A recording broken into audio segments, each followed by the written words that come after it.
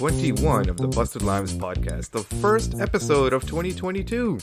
As usual, I'm your host, Paresh Maharaj.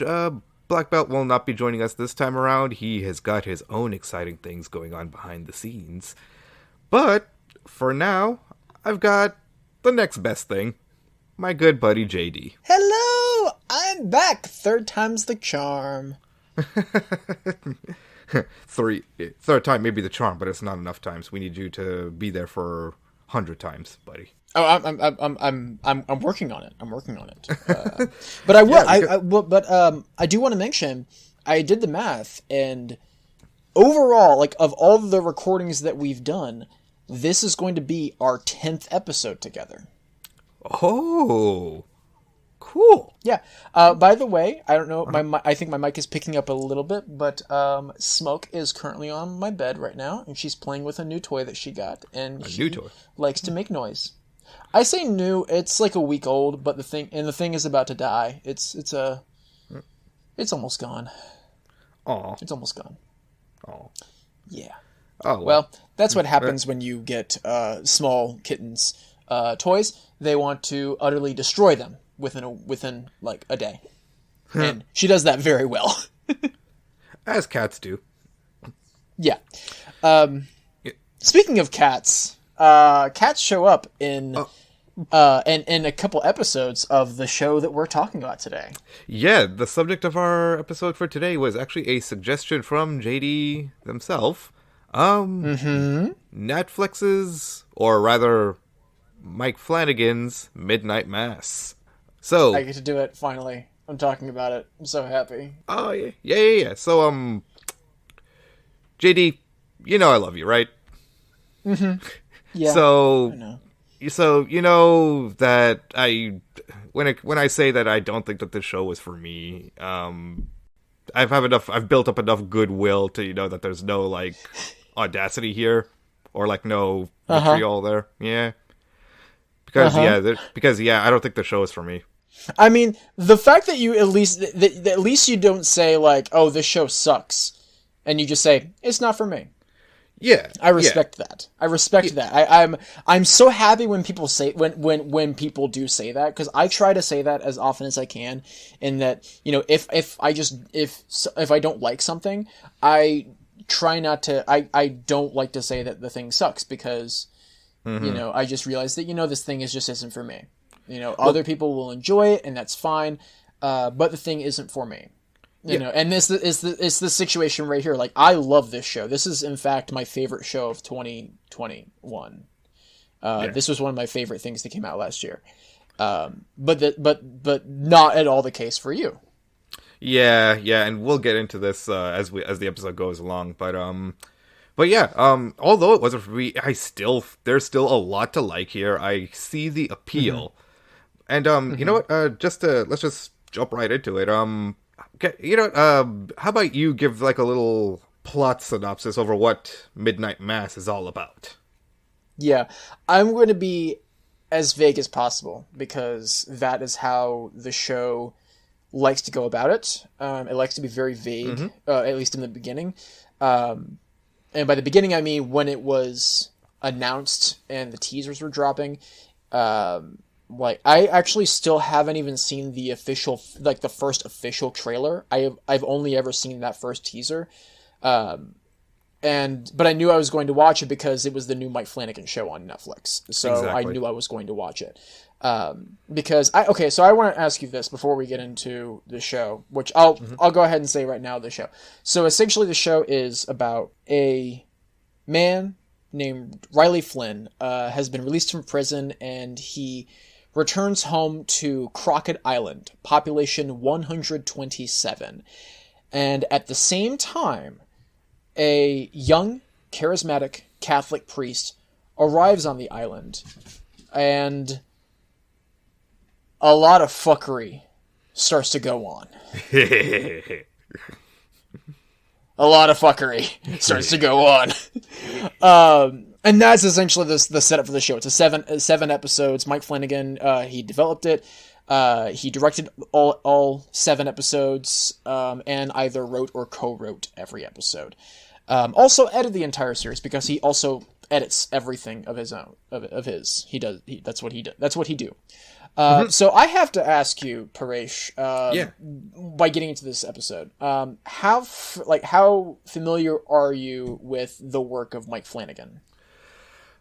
Okay, so the works of Mike Flanagan that I see, I started my Mike Flanagan journey with his adaptation of Gerald's Game, which I loved.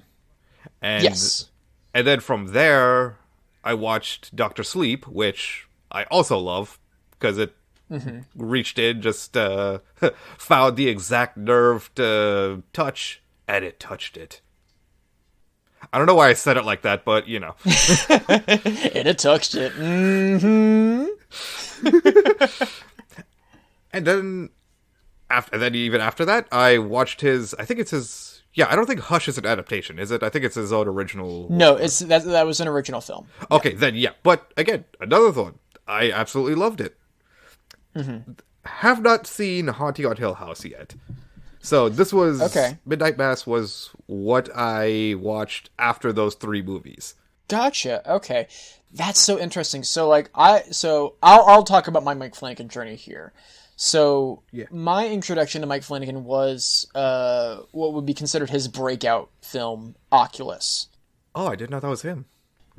That was him. Yeah, that was it was based on a short film that he made. And that short film got made because he was not able to adapt 1408, the Stephen King short story, which got made into a film with John Cusack and Samuel L. Jackson. And because he couldn't do that, he just said, well, how about I do 1408, but instead of a hotel room, it's a mirror. And that's how we got the Oculus short film. And then that inspired the feature film that he made, which he made following his Kickstarter-funded debut, Absentia, which is it's a solid debut. It's fine. It's nothing. I don't like. I believe Flanagan would agree that it's like nothing to like rant and rave about, especially considering the work that he's put out since. But for being a debut that was funded by Kickstarter for a first-time director coming off of editing for reality TV shows.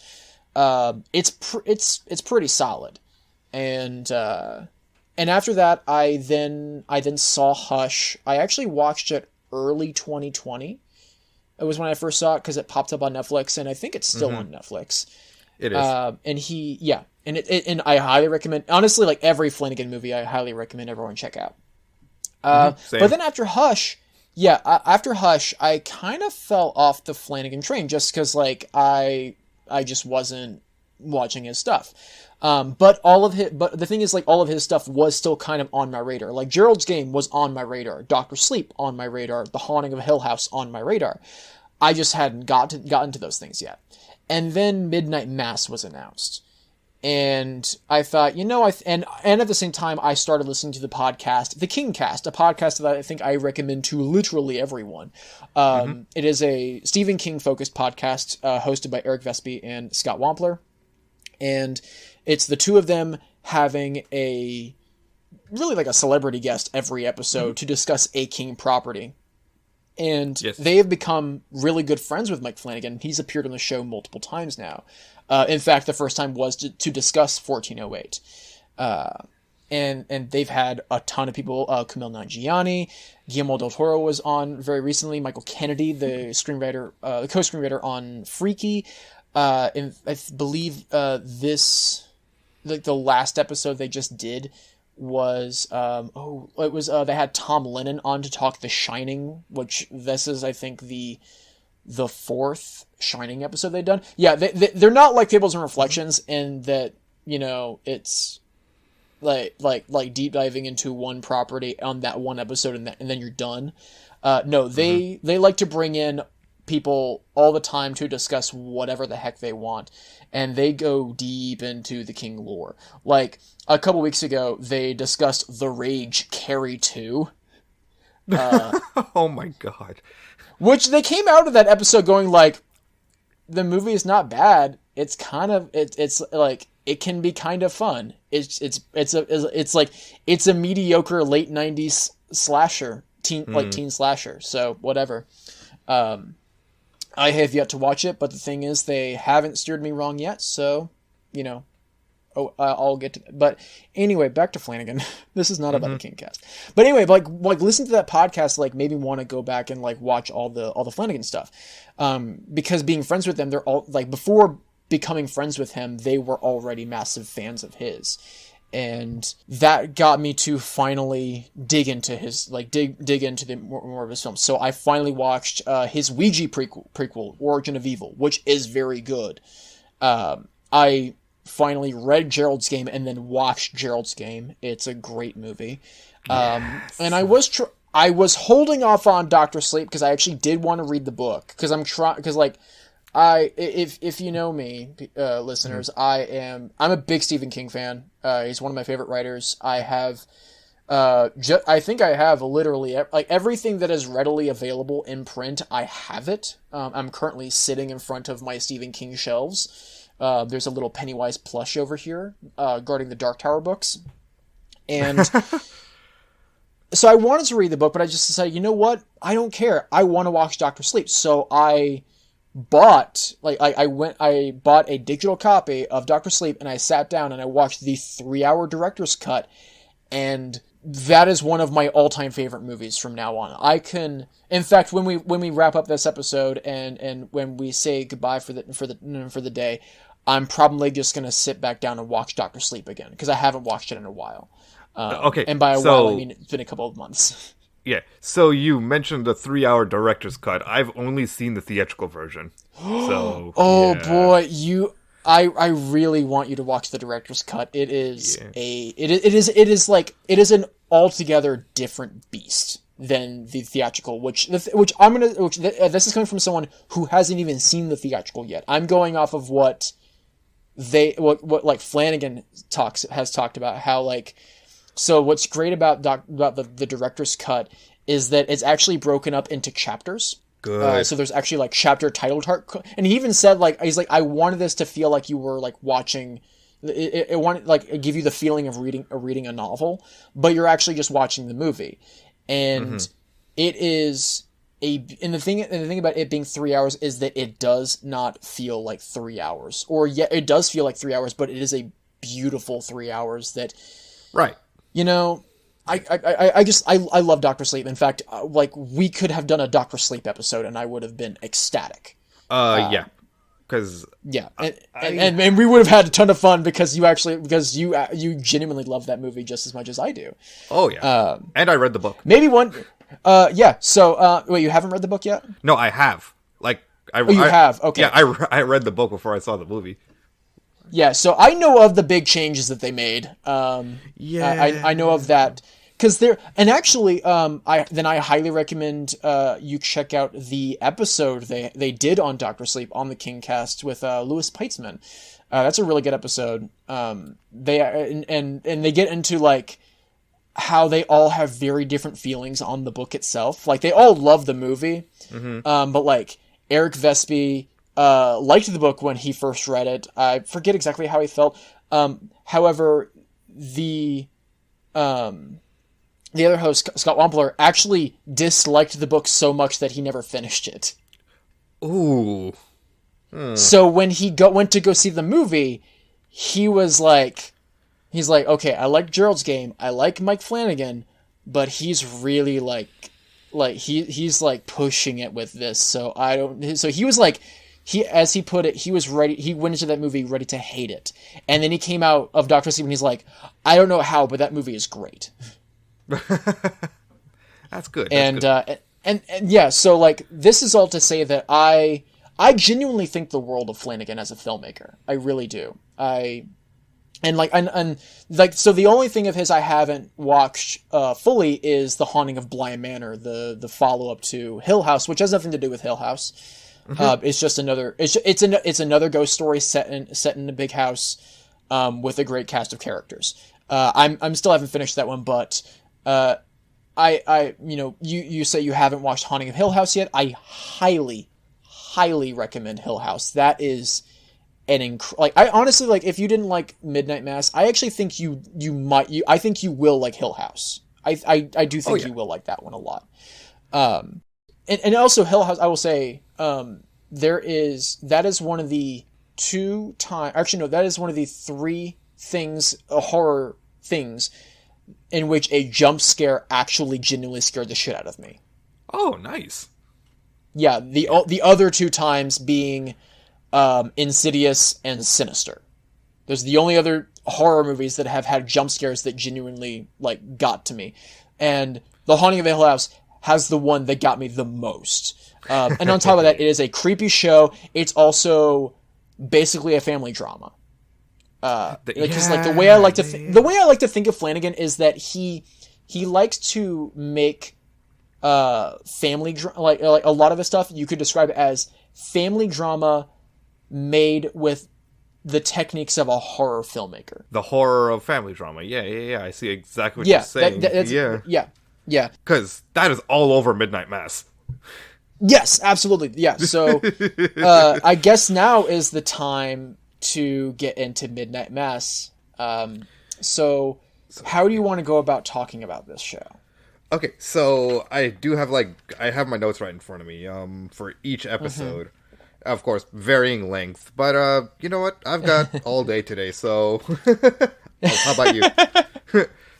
4-hour episode? Let's go. Fuck yeah. All right. So, so 18 minutes into our recording, I guess this is a good time to drop a spoiler warning because I don't want to hold back massive spoilers. Yes. Massive spoilers. We're gonna dive deep into this.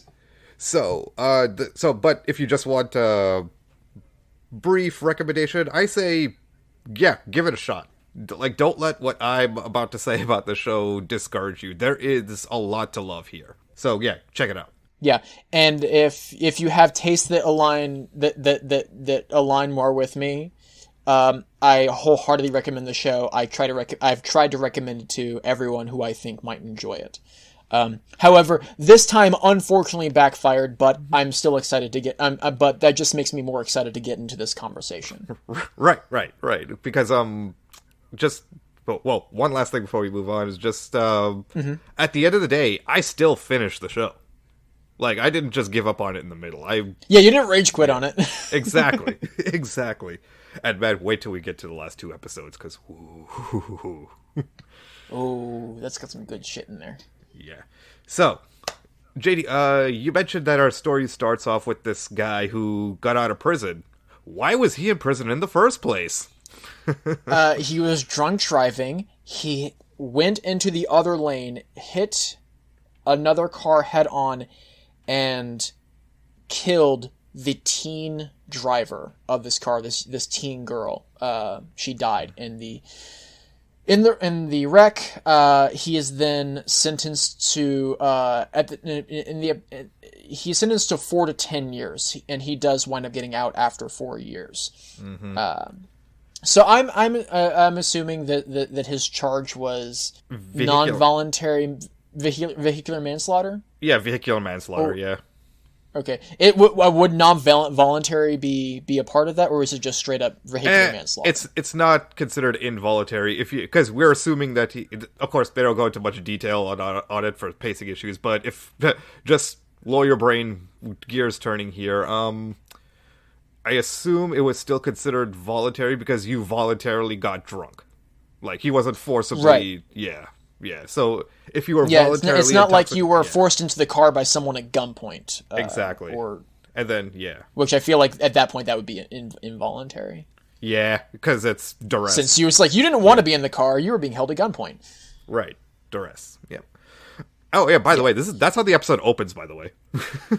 Yes. Our first shot is the ichthos symbol on the back of a car, and we are seeing the flashing emergency lights reflected in this little ichthos symbol stuck on the back of a car, which I'm going to assume is maybe his car, because before he enters prison he is Catholic, and he emerges from prison an atheist. which we dive into in this first episode. We already get into why he is an atheist and how and his feelings on that.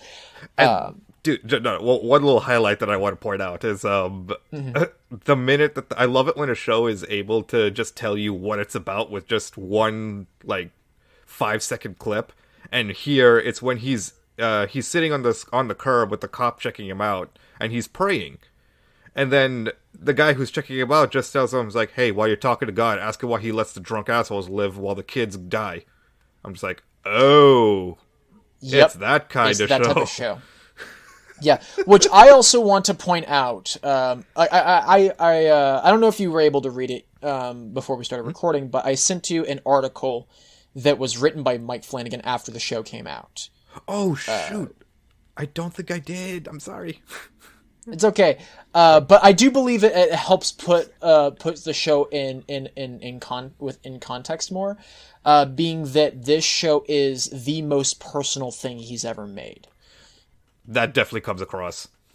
Yeah. And by that I mean the fact that Riley is essentially young Mike Flanagan, because he has talked openly about his battle with alcoholism. He in fact he actually discusses on back to the Kingcast. They're actually the Kingcast, they like to do for their Patreon, they do film commentaries once a month, and back in November I believe was a commentary track for the director's cut of Dr. Sleep with Mike Flanagan, because there never was a director's cut for either, or there was never a commentary track for either cut of the movie.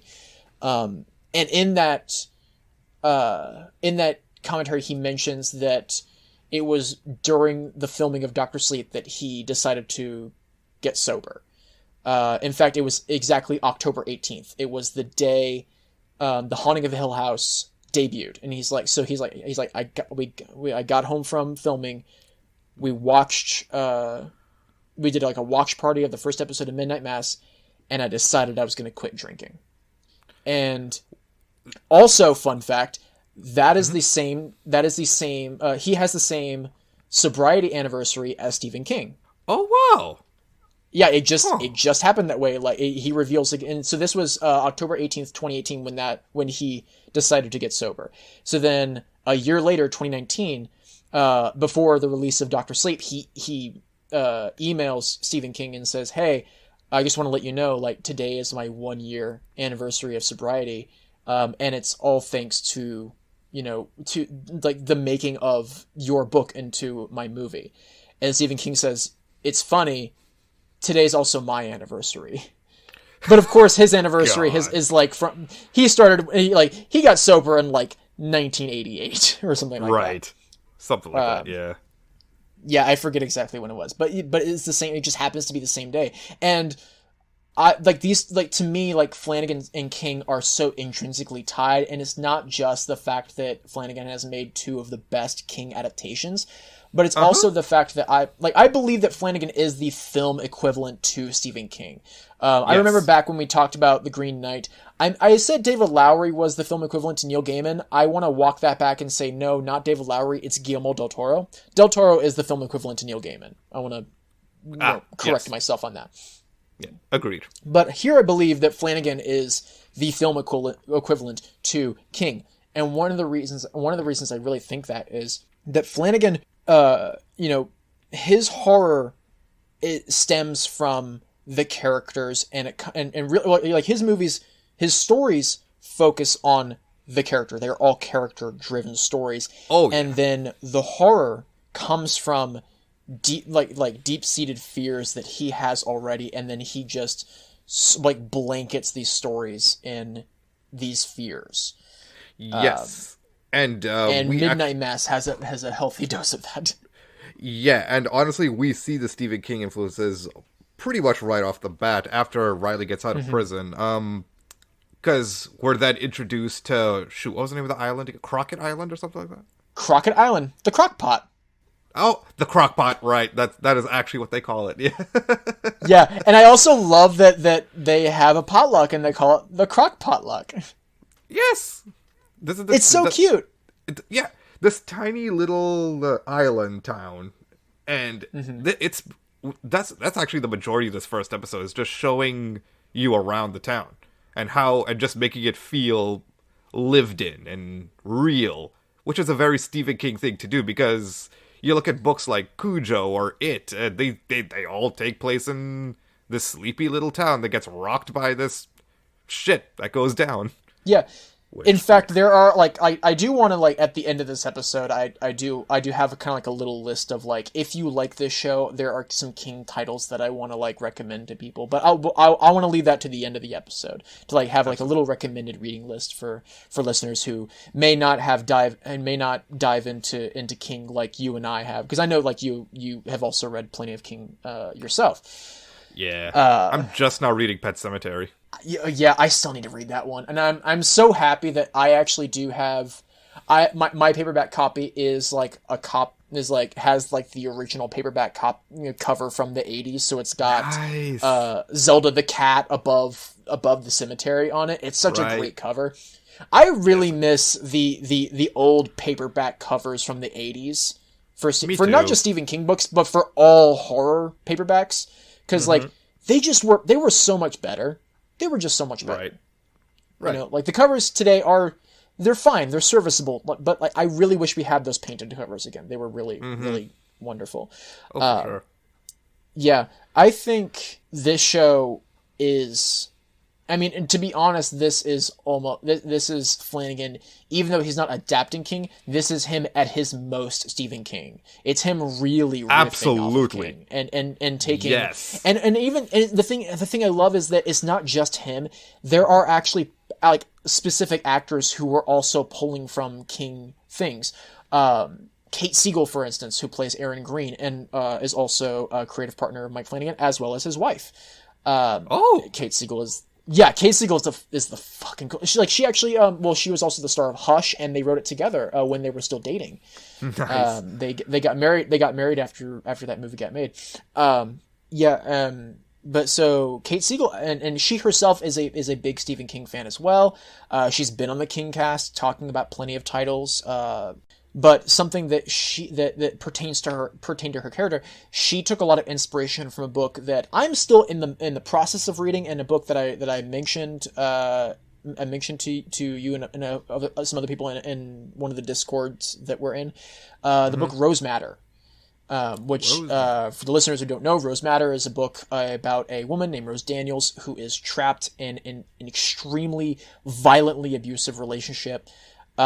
Until one day she decides she has had enough and she is leaving, and unfortunately, the man that she is married to, who is a cop, has like almost this supernatural ability to find people, and so the book essentially is the process of her staying in hiding and trying to build a new life for herself, while her abusive cop of a husband is trying to find her, and she has to, and she knows that he's going to find her, so she goes on this very harrowing journey to discover something inside her that she never knew was there.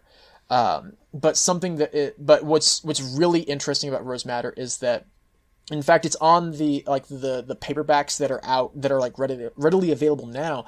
Like there is a line from the book on the back of the cover, and it's actually, hold on, I'm gonna very quickly, since I'm standing in front of the bookcase, I'm gonna grab my copy real quick. The line is, "What woke her up was a single drop of blood, no larger than a dime." And essentially what that was that she's staring at her bed, and she sees a drop of blood, and she's remembering that drop of blood came from her husband beating her the night before, and it was that drop of blood that triggered something inside her. And then like the first part of the first chapter is her entire thought process of leaving, of like, you know, of like, there's that part, because like, you know, there's the part of her that is saying, no, don't leave, because you know, because we've never been out, like we don't go outside, we don't have friends, we don't have a job, we don't have anything outside, how are we going to survive? But there's the rational part of her saying like, no, we need to leave, this is wrong and we need to get out, doesn't matter, like we will find a way, we will find a way to survive, because we're stronger than that. We are strong. Like I am strong. I, Rose Daniels, am a strong person, and I'm going to get out of here, and I'm going to survive. And Kate Siegel took that and used that type of backstory of this woman who has been abused for so many years of her life, and has decided, no, I am going to take my life back, and I'm going to survive, and I'm going to thrive as a human being. And in the case of Erin in this show, she's not only going to thrive as a human being, but she's also going to thrive as a mother, because she's pregnant at the beginning of the show. And I love that. I love that, you know, not just Flanagan is he's diving deep into the King well, of stories like Salem's Lot and Needful Things and Revival, but even, you know, his collaborators are digging into the King well and trying to find the inspiration there to fuel their, like, what they do as actors and as a collaborator. Going back to the small town of the Crockpot, what I really love most about this is that it is so easy, and this is something that a lot of writers, a pit that they fall into, if you ask me, is they over romanticize just how poor the town is. Whereas this one, there's a scene where Riley's talking with his mother, and she explains how the town got that way, which the way that I have it written down in my notes is just capitalism with 3 exclamation points and oil with 1 exclamation point. Yeah, that's literally what it is. It is a giant oil spill. Like, this is a fishing island. This is a fishing village, and this island thrives off of the fishermen who work the seas. And there was a giant oil spill, and that ties back to the character on this show that we hate to fucking hate, Bev Keane. Paresh, tell me, how much, like, on a scale from, like, 1 to 10, 1 being the lowest, 10 being the highest, how much do you fucking hate Bev Keane? Okay, let me preface this by saying that I really hope that Beth Keane's actress, like, doesn't catch, like, Joffrey levels of vitriol for this, because that's not fair to her. Samantha Sloyan is she's actually she's a regular collaborator of Flanagan's. She's a fantastic human being, and she is thankfully getting no hate for her character's actions, because good, thankfully good. I was gonna say 99.9% of Flanagan fans understand the separation between art and the art and the artist. They understand this, an actor is not the character that they portray. Yeah. But please continue. Okay, so I'm just gonna be straight up. It's a straight up 10, because Beth Keane is the type of character where what makes her even worse is that she's the kind of bad person that someone like her. For sure. Beth Keane's exist. That self-righteous, hypocritical woman who just uses religion as the way to convince herself that she's a good person is just man. I'm kind of skipping ahead a bit here, but there's this scene where in the school where Rahul Kohli's character is talking to her, and I want to get to this scene, and I want to do a dive deep on the scene, but let's put a pin in that scene, because I want to come back to that. Yeah. So that is. Yeah. So we're gonna put a pin in that, listener, just so you know. We're gonna come back to that scene, because that is a scene. Like, there are scenes, and then there are scenes, and that is the latter. Yes. But actually, when watching the show and I was first introduced to her, I immediately said, "Oh, that is a straight up Stephen King character." Like, she was ripped from the pages of a Stephen King of an 80s Stephen King novel. No question about it. Because this is, and I think this is kind of a springboard for us to discuss the show's relationship with religion. But the whole thing about Bev, and actually this is really like related to how like King's view on religion. So King has been very vocal about his disdain for organized religion. It's written all over his text. There is only one person of and when I say person of faith in this context, I'm talking about people who are actually deeply tied to an organized religion, whether it is a priest, pastor, and someone who is someone of for lack of a better term, a man of the cloth. Because usually whenever he is discussing these characters, it is usually a man. Whenever King writes these characters, like a man of the cloth. And I can only think of one character out of all the books that he's written, only one who is not an absolute fucking scumbag. And the one I'm thinking of is Father Callahan from Salem's Lot, because he's not a scumbag. It's more, instead, he just lacks, he's very weak in his faith.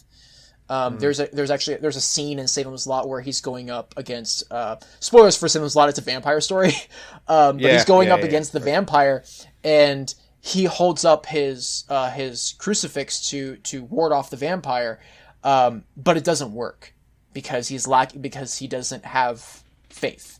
And then later you have the young boy Mark Petrie using a small crucifix that he got off of his Universal Monsters toy set, but because he does have faith, because he believes that this is going to ward off the vampire, it does. It actually works. So King has really no problem with religion in itself. He's talked about how he does believe in God. But he has a deep disdain for organized religion because, so every character who is tied to an organized religion in his work, they are these greedy, awful, just bottom of the barrel scumbags. And they lie and cheat and steal and murder and will do anything they can to use religion to attain all the power that they can and act like they are the most self-righteous pieces of shit. Right. And everything that I've just said is Bev Keen to a T. Yeah, it's her whole character, honestly, but which is not a bad thing because, oh boy, did this show need a character like that just to have, just so its plot could progress. Because absolutely, we'll put another pin in that later for, like I said, the last 2 episodes. But yeah, I mentioned Rahul Kohli's character, who's add him to the list of only good cops. Yeah.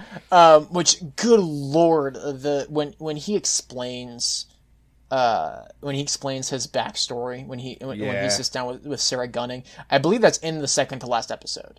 When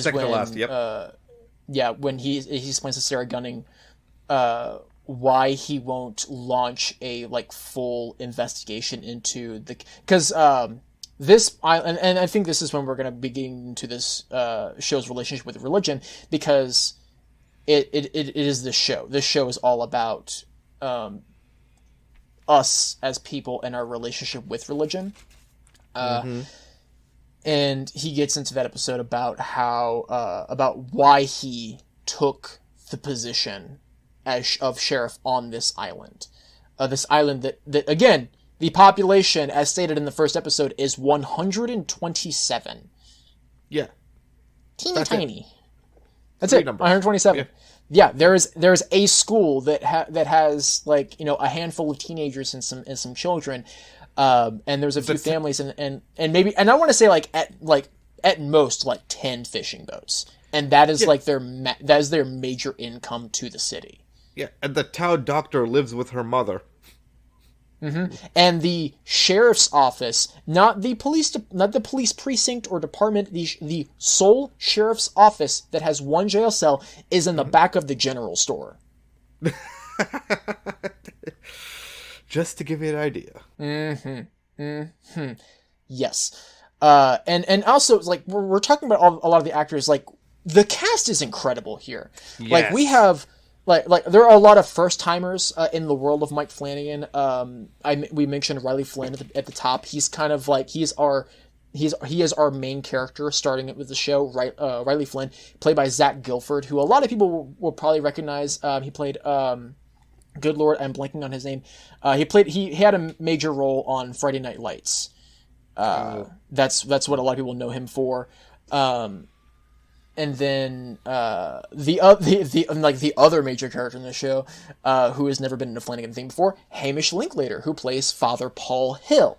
Hamish Linklater, who I really know as a comedic actor. I first knew him as Julia Louis-Dreyfus's brother on The New Adventures of Old Christine. If y'all never watched that show, it is a very fun sitcom, and Hamish Linklater is very, very funny on that show. As is Clark Gregg, who plays Christine's ex-husband, who she is still very good friends with. It's a really good show, and also portrays, two people who were in a divorce and they're still friends. They still have a healthy relationship. It's nice to watch that. Yeah, and then we also have just like a lot of returning actors for Flanagan. I already mentioned Samantha Sloyan, who plays Bev Keane, Kate Siegel as Aaron Green, Rahul Kohli, who was in A Haunting of Bly Manor. He's here as Sheriff Hassan, and one of my favorite returning actors for Flanagan, Henry Thomas. Who does he play? He is Riley's father, Ed. So I want to ask you, Paresh, do you recognize the name Henry Thomas? It sounds familiar, honestly. Do you want to know what movie put him on the map? Yes. E.T. Oh. Yeah. Oh. He is the main character in E.T. I'm actually blanking on his name in E.T. Good Lord, God. What is his name? But yeah, he was the kid in E.T. He was also the kid in the Cloak and Dagger movie. Yeah, that Cloak and Dagger, that was a movie. He played a young Norman Bates in Psycho 4: The Beginning, that is a good movie. The Psycho sequels are surprisingly good, and I mean all three of the Psycho sequels are surprisingly good. He also plays Leonardo DiCaprio's friend in Gangs of New York and is very good. And then he just hooked up with Flanagan and has been killing it with him. Like he played the principal of a Catholic school in Ouija: Origin of Evil. He was Jesse Burlingham's father in Gerald's Game. He was Jack Torrance in Dr. Sleep. Oh, that was really him? Good. That was him as Lloyd the bartender / Jack Torrance. Torrance. Yep. That was him. Yeah, and he was also good Lord Crane. What's his name? The patriarch of the Crane family in The Haunting of Hill House. He also plays a character by the name of Henry Wingrave in The Haunting of Bly Manor. He has just basically been in like all the Flanagan stuff for like the past 5 or 6 years. Because like Flanagan also has put out something every year now. Like we actually do have a new Flanagan series coming out this year called The Midnight Club, which I'm super excited about.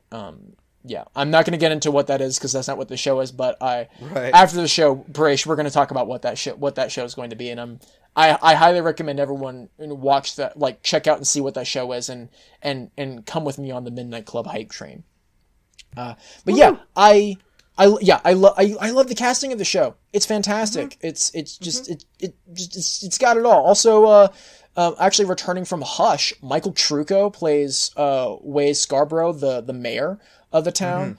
And the thing is, like, the thing I love about one of the things I really love about the show is that it does the beautiful Stephen King thing of diving in, of like all these characters actually have truly rich inner lives, and while we may not be able to dive deep into all of them, we still get the hints of them. Like, we don't really spend a lot of time on the inner lives of the Scarborough family, but we get the deal of what that family is right away, and we get to spend a lot of time with them. But like not diving deep into like say the Flynn's, because Riley he's our character. He's the character that we enter into the show with. So of course we're gonna be following him, and in turn we're gonna be following his family. We're gonna be following his relationship with his father Ed and his mother Annie and his younger brother Warren, and what he did, and what him killing this teenage girl and going to prison, and what that has done to his relationships with his family and his relationship with the town. Now on top of all that, we got Father Paul Hill. Paul Hill, motherfucking Paul Hill. Which you want to say best performance in the whole show? It's up there. I would say also alongside. I'm also gonna say alongside Kate Siegel as Erin Green. I think Kate Siegel delivers maybe her best performance. I think this is like on par with her performance as Theo in The Haunting of Hill House. Yeah. Oh, actually, yeah. Actually, I just remembered there is actually there are a few other actors who I forgot to mention. Like, I mentioned earlier. We mentioned earlier the town doctor Sarah Gunning. She lives in the house with her mother. Both her, played by Annabeth Gish, and her mother, played by Alex Esso, have appeared in past Flanagan things. In fact, Alex Esso, she played Wendy in Doctor Sleep. Oh, and really beautiful fun fact. I didn't know this until Flanagan confirmed it, but apparently, on the set of Doctor Sleep, Henry Thomas and Alex Esso, playing Jack and Wendy Torrance, actually fell in love. Aww. So they're still together, and I'm like, oh, that's so sweet. That is why Doctor Sleep is better than The Shining. That's right, I said it. Doctor Sleep is better than Stanley Kubrick's The Shining. Honestly, yeah. Like, I would even say that the Doctor Sleep book is better than The Shining book. So I don't know. The Shining the book is an all-timer. I stand by that book. That's it. I also haven't read Doctor Sleep yet, so I can't say full judgment, but I don't know. The Shining is a top tier king book for me. Well, I think for me it's more so that the Doctor Sleep's writing style is a lot more modern, whereas the Shining, The Shining is just too many long paragraphs. I'm someone who likes that about King. I do like, being long-winded is something I actually do like about King. Speaking of long-winded, I was about to say that explains why you like this show so much. Yeah. So in fact, something that Flanagan gets a lot of flack for in general are his monologues. And he's talked about how, like, he fully expects criticism and he welcomes it, so that he believes that he is someone who actually believes that criticism can make you better, because it's true. If you healthy criticism can make you can help you do better. However, the one piece of criticism that he does not give any airtime to is people complaining about him, about his monologues.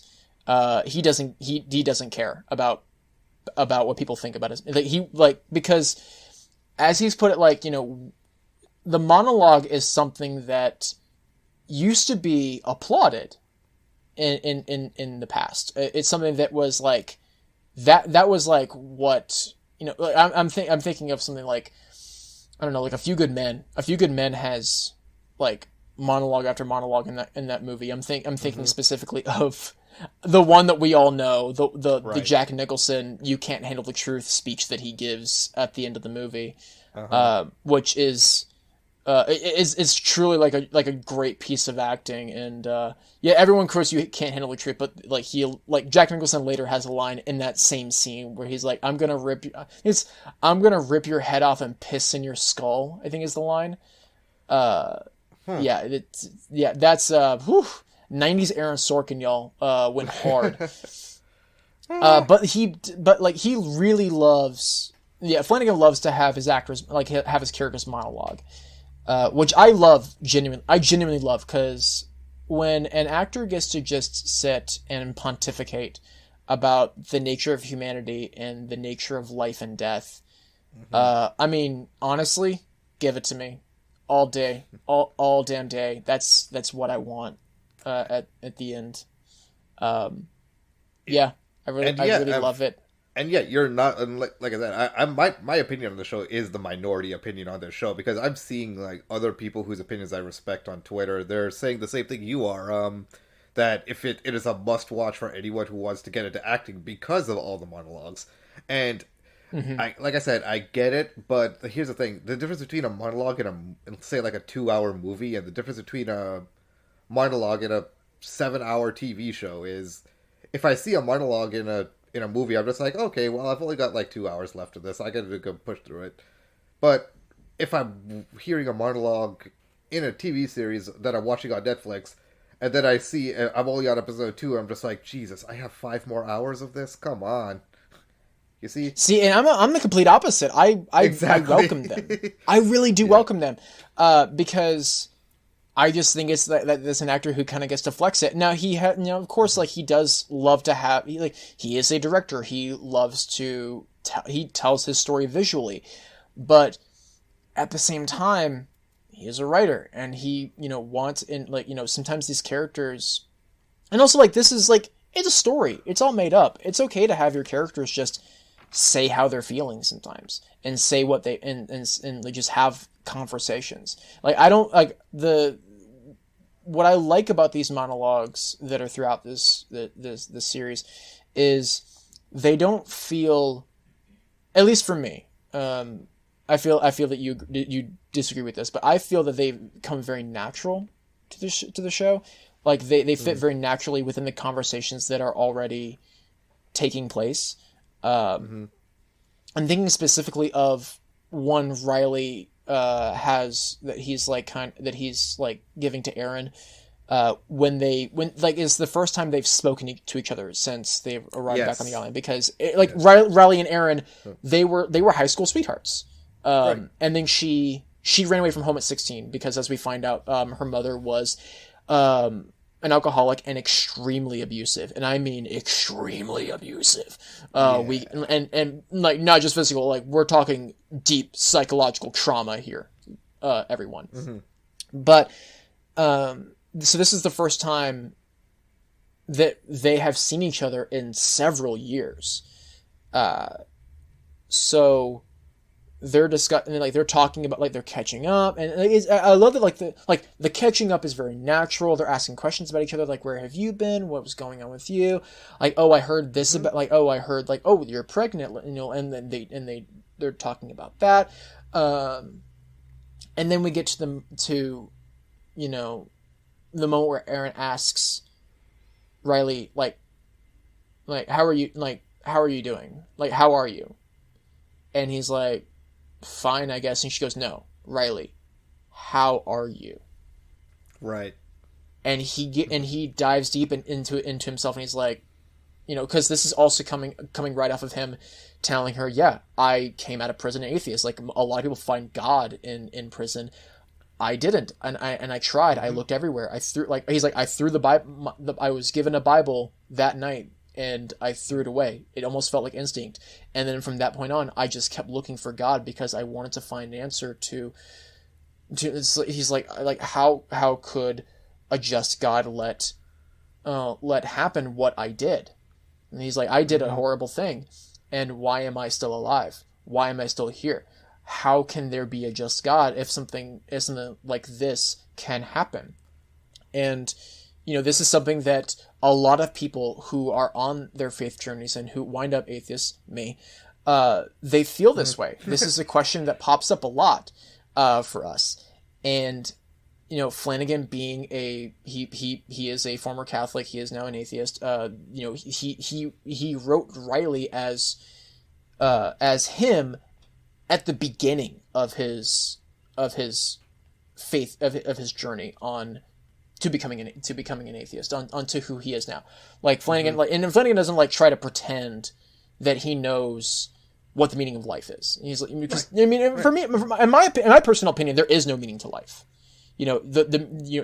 Everyone's meaning of life is different. It's you give your life meaning. Exactly. And And of course, and of course, that mean it can be anything. And you know, you can, and you know, and religion truly helps people in finding the meaning to their own life. And I love that for people. I wish I could have that. Yeah, exactly. And even Riley's parents want that for him, so which is why they try to invite him to mass. Yeah. They don't try to invite him. Ed just straight up says, "You're going."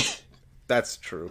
That's very true. Yeah, which actually is like that's such a great button to that scene, because like earlier in the scene, like Riley's talking about going to AA and how it's a condition of his parole, and Ed just says like, "No, you're going to mass. Consider a condition of your parole," and then walks out of the scene. I'm just like, oof. Okay. Damn. Okay. And then they come back to, and then like later, like Ed, like it's honestly like, it kind of reminds me of my relationship with my stepdad when I was a teenager, in that my stepdad would kind of blow up on me a little bit, and then he would stop himself and go, "Nope, stop, just please go to your room. I'm going to yell at you and I don't want to. And so I want to cool down, and then we're going to talk later when I've cooled down and we can actually talk like human beings." Right. So I would go to my room, and then he would come to me later, and then we would sit down and talk about what had happened, what had occurred. And I'm like, this is the same thing. I see that I understand what's going on here, because I had this type of household. I had this household where, like, you know, the parent, you know, like they have a specific thing they want their child to do and the way they want their child to act. But the problem is that no, they're their own human being, and they're not going to act exactly the way you want. So, you know, getting mad and yelling at them is not the answer. So he doesn't do that. Instead, he does blow up on him a little bit, honestly, a very tiny bit, but he stops himself, and he comes back, and they have a civil discussion later when they've both calmed down. So yeah, I think we pretty much just bled into episode 2 here, because that "you should come to mass," the dinner scene, happens in episode 2, I think. But well, it happens in episode 1. There's at least I think at least twice he's gone to mass in the first episode, because I know the first time, actually no, I think just the once in episode 1, where right, yeah, that's right, because they want him to take the sacrament. But Ed, and actually Ed says, like, you know, stay back, you know, it's tradition, you know, it's like if you are and granted, like, I'm not a Catholic. I don't know too much. I will never claim that I am an expert on Catholicism. But what it seems here is that a tradition in Catholicism is that if you are essentially like a visitor of the Catholic Church, and you're not actually a Catholic or not a practicing Catholic, you do not partake in the sacrament during Mass. In communion. So because he's not a practicing Catholic, you know, Ed tells him, like, you know, stay back, it's tradition, like, don't take the sacrament. And he tries to bring him up, and Riley's like, no, I'm gonna stay right here. And but was it at this point where Father Paul was starting to, because all this talk about the characters, and we haven't really talked about the important plot points that kind of introduced in the first episode, which involves the case of this missing Monsignor Pruitt. Yes.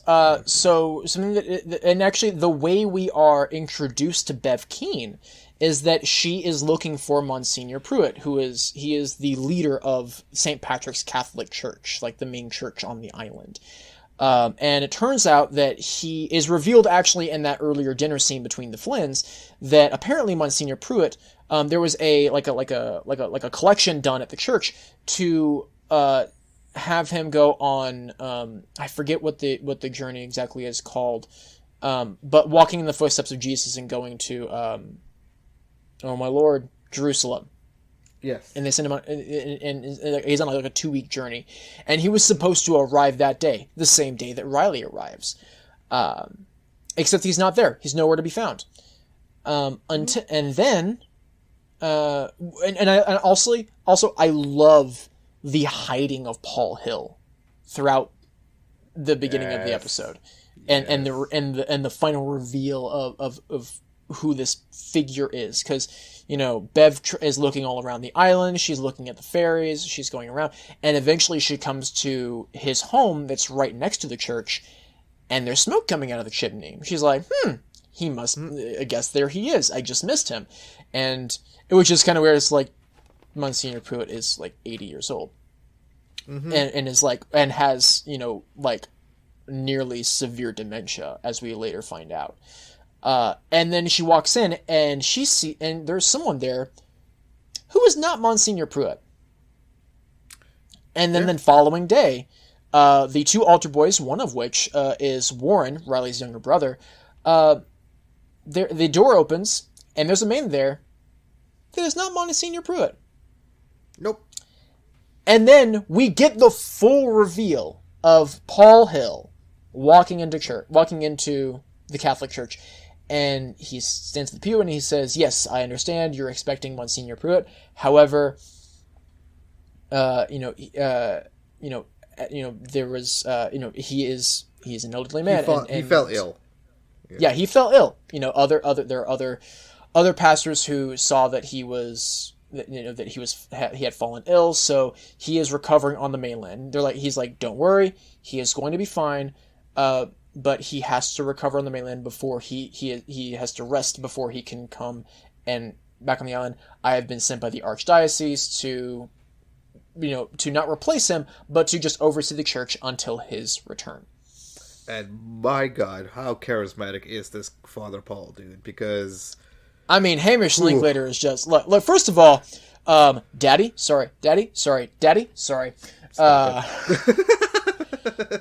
I mean, honestly, though, Daddy is more reserved for Rahul Kohli. Yes, there you go. That's more like it. I mean, he did, like when this show dropped, Rahul Kohli was, like, left and right. You could not escape Twitter without seeing Rahul Kohli being called #Sheriff Daddy.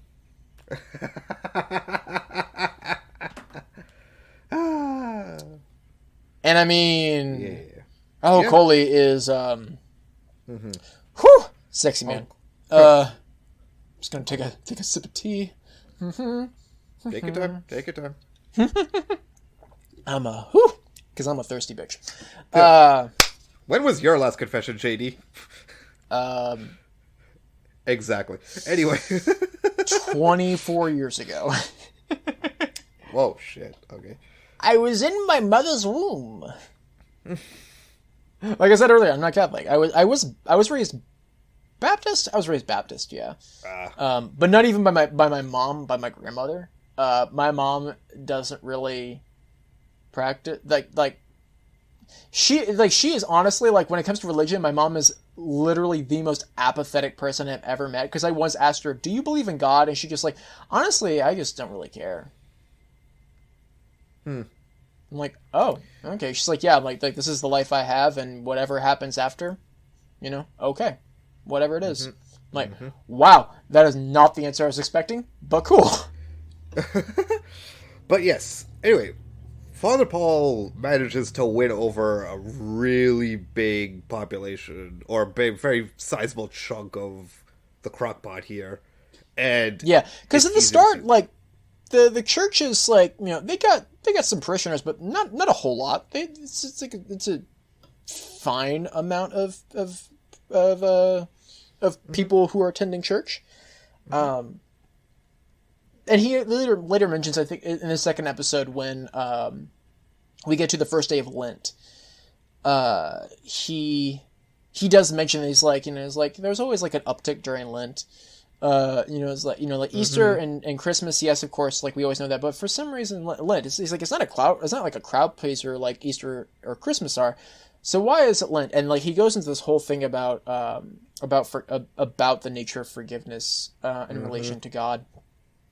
And the thing is the concept of forgiveness at the hands of God comes across so much throughout the show. It is one of the biggest is one of if not the biggest themes in this show is forgiveness. Yeah. And this starts out with Riley, because he is someone for what he has done. He, of course, people have a hard time forgiving him. He has a hard time forgiving himself.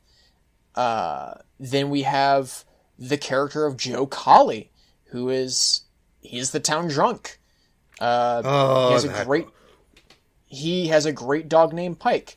Unfortunately, during a drunken gun, I hate to say the word mishap, he shoots and paralyzes young Lisa Scarborough, and she is now confined to a wheelchair. Yep.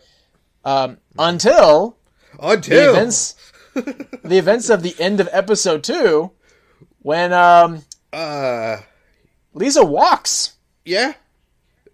She gets up out of her wheelchair, and she is walking. A miracle. She's been blessed with a miracle from God. Except that's not what happens.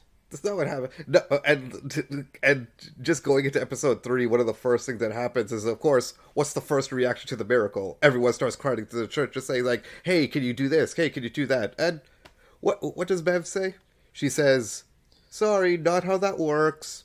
Yeah, she's like, that's not how this works. It's, like, you don't come, miracles are not just things that God hands out. They come around for a special reason, which I'm just like, whatever the fuck you, Beth. Exactly. Honestly, literally every single sentence that comes out of that woman's mouth, makes me want to punch her in the face. Yes. Because Absolutely. again, as we have already mentioned earlier, this is a person that you probably know in your life. You just you know this person. They're around. You live in Texas. I live in Georgia. We have met these people face to face. I imagine. I mean, to be honest, I think one of them is one of your senators or representatives. I think so, yeah. Marjorie Taylor Greene, is that? Oh, yep, yeah. I'm sorry, senator or representative? I think it's a senator. Yeah. On behalf, even though I do not live in the state, but on behalf of all sane people of Georgia, Marjorie Taylor Greene, you can go fuck yourself. You and your entire gazpacho army. And also on behalf of... as a Texan, on behalf of all sane Texans, Greg Abbott and Ted Cruz, y'all can go fuck yourselves. Oh, man. I hope that the next time, knock on wood, the next time we have an ice storm in Texas, guess what, Abbott and Cruz? We're going to throw you out into the cold with nothing on, and you're going to have to live with that shit. Fuck you. God, that ice storm sucked. so anyway, this is the episode that where the conversation between Bev and Rahul Kohli's character takes place. Yes, we put a pin in it. We've come back to it. Yes. So this scene now, what's great about this scene is that we've already become attached to Sheriff Hassan. And we've already become attacked. Yeah, we've already. Let's just call him Hassan for the rest of the episode. Yeah. So we've already become attached to Hassan on his own and his relationship with other characters. We've already become attached to Erin through her relationship with other characters. But now this is the scene where we become attached to the two of them, and where they're really starting to see eye to eye here, and this is where they become linked in this show. Because what happens in this scene essentially is that a school board meeting has been called because a Bible was handed out at the school to Hassan's son Ali. Hassan and his son Ali are practicing Muslims. And let's just go ahead and say it. Bev Keane is a racist and an extreme bigot. And in privacy, she refers to, I really hate this. She refers to Hassan as Omar Sharif. Gross. The blatant racism on display with her is just fucking atrocious. But it's there for a reason. It's because these people exist. It's like that's who this person is. That's who this type of person would be. And You know, like, you even have someone like Wade, the mayor, who, like, seems like a nice dude, and treats the sheriff with dignity. But, like, you can definitely tell that there's a lot of posturing there. And, like, he's almost like there's, like, a level of, like, white guilt that he's trying to come across with Hassan. Right. And Wade and his wife Dolly are there. They're at the president's school meeting, at this school board meeting. But Hassan lays it out like perfectly in that, you know, he's like, I have no problem with, you know, like a Bible verse being spoken. I have no problem with, it's just like, you know, you should have, like, y'all will have no problem if a verse from the Quran was spoken. He's like, what I have a problem with is handing a Bible out, just like you would have a problem, because he points out, like, is like, we'll turn it around. If I handed out a Quran to a student here, or if I started handing out the Quran to people around this town, you would have a big problem with that. So the full context behind this is that what brought this whole thing on in the first place is Hassan found out that his son brought home a Bible from school. He found it in his backpack. Yeah. And course, it was handed to him. In case he couldn't tell by his name, Hassan and his son are practicing Muslims. Yeah, and what's great about the scene is that Hassan, like, he starts to turn the tide a little bit in that room. They're like, everyone outside of Bev Keane are getting on his side. Like, you say Wade and Dolly, they're sitting right next to him. And they look at him and they're nodding along with him. They're like, like everything you're saying makes sense. And then Bev Keene's got to come in and she's got to twist his words. And Aaron is sitting right there, because Aaron, along with Bev, they're really like the two teachers. Really, I think they're the only two teachers at the school. They are. Oh, man, you're right. Yeah. I think they're the only teachers. Which, I mean, like, please put me in Miss Green's class. Like, absolutely, I would much rather have her as a teacher. But she points out, like Erin points out, she's like, look, you've seen me in church. You know where I stand as far as religion goes. But what he's saying is right. Like we should not, handing out a Bible or handing out a Quran, handing out a Torah, handing out any religious text and trying to indoctrinate children in a public school is wrong. It's wrong. You know, and also I want to point out that I think it's kind of a little on the same level of still having the Pledge of Allegiance and making children say one nation under God. I still don't understand how that is not under, you know, separation of church and state. You know, nix that shit. I graduated high school in 2016. We were still doing that. Yeah, I've heard it hasn't. It hasn't. I did it. This is also Texas. I mean, okay, yeah. I did it every morning from kindergarten all the way through 5th grade. Yeah, it actually got to the point for me that, like, my senior year, I just stopped saying it. Like, I would stand for it, but I wouldn't say anything. Right. And there would be, and at first, like, there were other students like next to me. They're like, "Why aren't you saying anything?" I'm like, because I don't want to. Because I don't believe in what everyone is being forced to say here. Right. And there was like a little tension in the room when I said that, because again, atheist, Texas. And I was in West Texas, where there is a different church on every other street corner. You think I'm exaggerating? I'm really not. Dude, I believe you. I believe. Yeah, there was just. Yeah, I would think I was maybe like one of 4 atheists in that town. Yeah. And there was like a good 6,000 people in that town. Wow. Yeah, it was. West Texas is interesting. Going back to, I really loved the. What really made that scene for me though is Erin actually trying to be an ally, because she is straight up when Bam is talking. There's this one point where he just says like, "That's not what he said."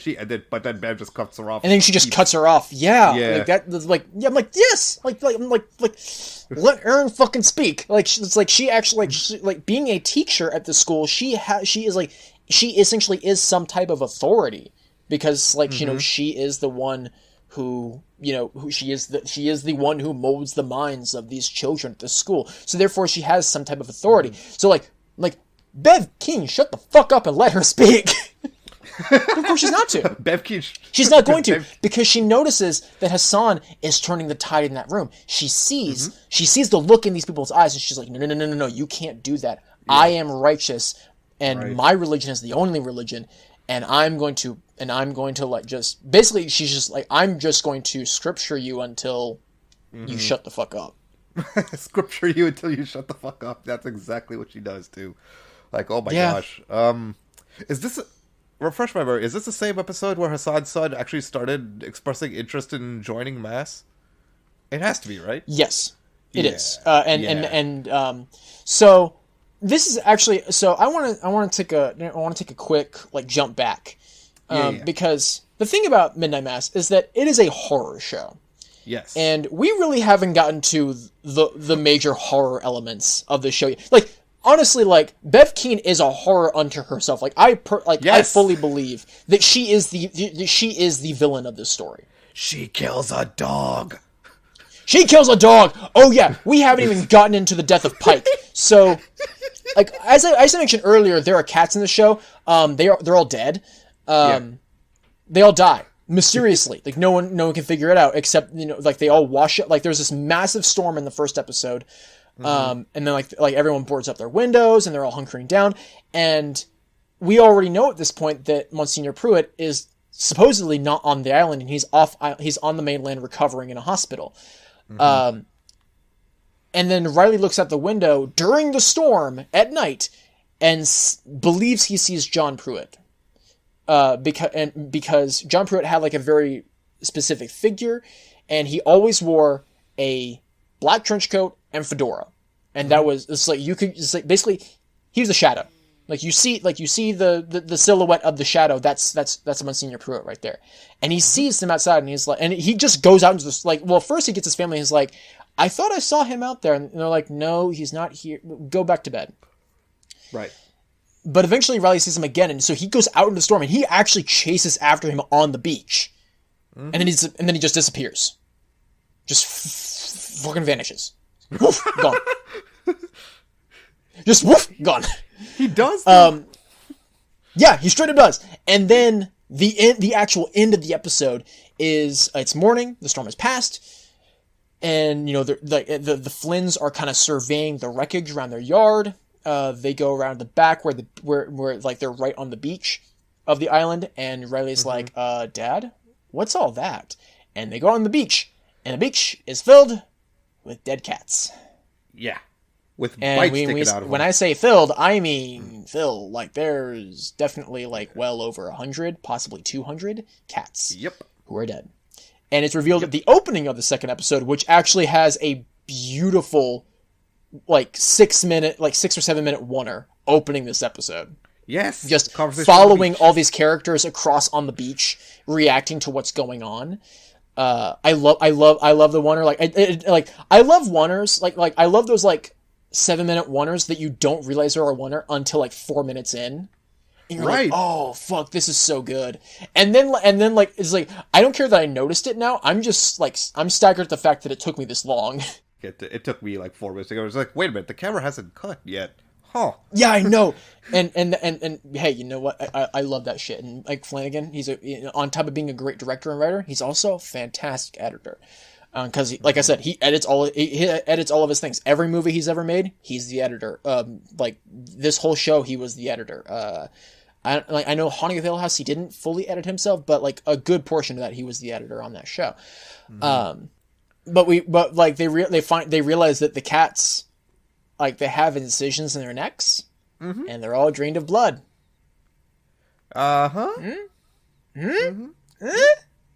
Which this actually ties back to we mentioned way earlier in this episode. We were discussing when Warren, the other altar boy, Ooker, and yes, his name is Ooker. I actually don't even know. They don't never ever mention his real name. He just goes by Ooker. And Ali, Hassan's son, they all go to what is called the Uppards, which is like kind of like like a small piece of land that is separated from the island, but it's really technically part of the island. And they like take a rowboat up to the upwards to drink and smoke pot. Except for Warren. Warren doesn't drink. He has like followed his brother's example and does not drink. Which I'm like, Warren, good for you. Like, you know, you do you. But they also all smoke pot, and I'm like, also good for you. And at one point, Warren is like moving his flashlight around while they're sitting smoking pot, and he sees a tall figure with glowing eyes, and it's creepy. Yeah. And refresh my memory, at this point do we hear the flap of wings or no? We actually heard the flap of wings earlier when they were walking through like the massively tall grass. That's right. We heard flapping of wings, and because like Uker is like he like moves his flashlight around, and he's like, what's that? What was going on there? Like there must be like some like massive pelican or something. And I'm just like, and I'm like, wait a minute, is this show? Are we doing vampires? Spoiler alert, yes. We might be doing vampires. And then episode 2, I'm like, or actually no, I think actually episode 3, my bad. It's episode 3. Episode 3 with Paul Hill giving us that sweet monologue to God about the events of what took place before the show, which I fucking love. Yes. He explains what happened. It turns out Father Paul Hill is actually Senior Pruitt. Yep, that's right. And because on his journey to Jerusalem, Monsignor Pruitt, really having late stage dementia, like having dementia, like having a more severe case of dementia than anyone actually realized. Like he's like late stage dementia. He's out of it all the time. And he winds up getting separated from his group and winds up in a sandstorm. And then during the sandstorm, he finds a cave. And he goes into the cave. But once he goes into the cave, there's something there. It's an angel. Literally! He thinks it's an angel. I'm like, bro, that's a vampire. Bro, that's a vampire. No, bro. I watched Nosferatu. That's a vampire. So those don't look like angel wings. Those look like bat wings. Bitch, that's a vampire. But no, JD, it's an angel, and the angel bestows its blessing upon Father Pruitt. And I can't keep this up for too long. He straight up bites him and turns him to a vampire, sends him back to the island, and now he's gonna turn that island's population into vampires because he thinks it was an angelic gift.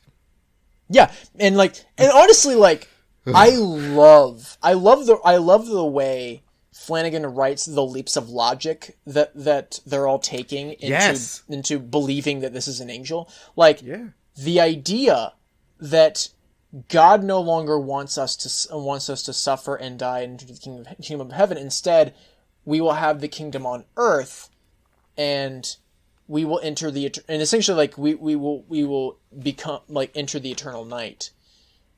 And he has sent an angel who will deliver us into eternal life on earth. Yeah.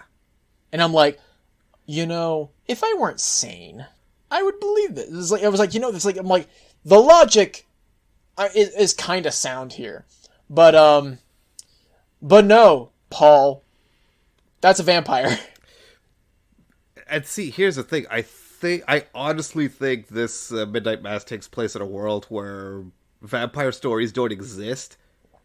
Because they never say the word vampire. Yeah, this does in fact take place in a world without vampire stories because you have to, otherwise. The minute the doctor accidentally puts a blood sample out into sunlight and it starts sizzling, like that right there is just. You're just like, vampire, bro. We got a vampire. It's vampires. Yeah, yeah. You heard? Yeah. It's it's vampires. Absolutely, sure. Okay, cool. We're all on the same page. It's vampires. Actually, something that this reminds me of a little bit is my favorite movie of all time, A Girl Walks Home Alone at Night. Everyone watch A Girl Walks Home Alone at Night. It's incredible. it is a vampire story. They never say the word vampire in that movie, though. The closest they get is a reference to Dracula, but that's it. Ooh, okay. And because of that, it's because the male main character, Arash, in that movie, he dresses up as Dracula for a Halloween party where he takes LSD, and he meets the girl. She never has a name in the movie. She's just called the girl, the titular girl who is a vampire.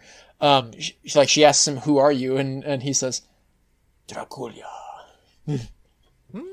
or however you. I think he just says Dracula. I'm not sure. I haven't watched the movie in a while, but yeah, everyone go watch A Girl Walks Home Alone at Night. It's absolutely incredible, and once you get to the scene that involves the song "Death" by White Lies, you will thank me. I'm just saying.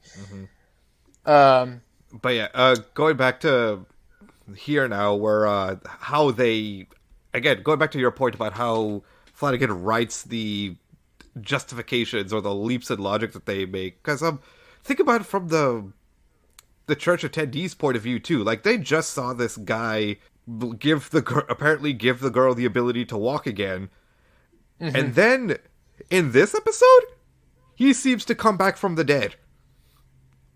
Yeah, right in front of he legit comes back from the dead right in front of Wade and Holly and Bev and Sturge. We haven't even gotten to Sturge. They got like the handyman of the island, the man who works in all the boats. I love Sturge.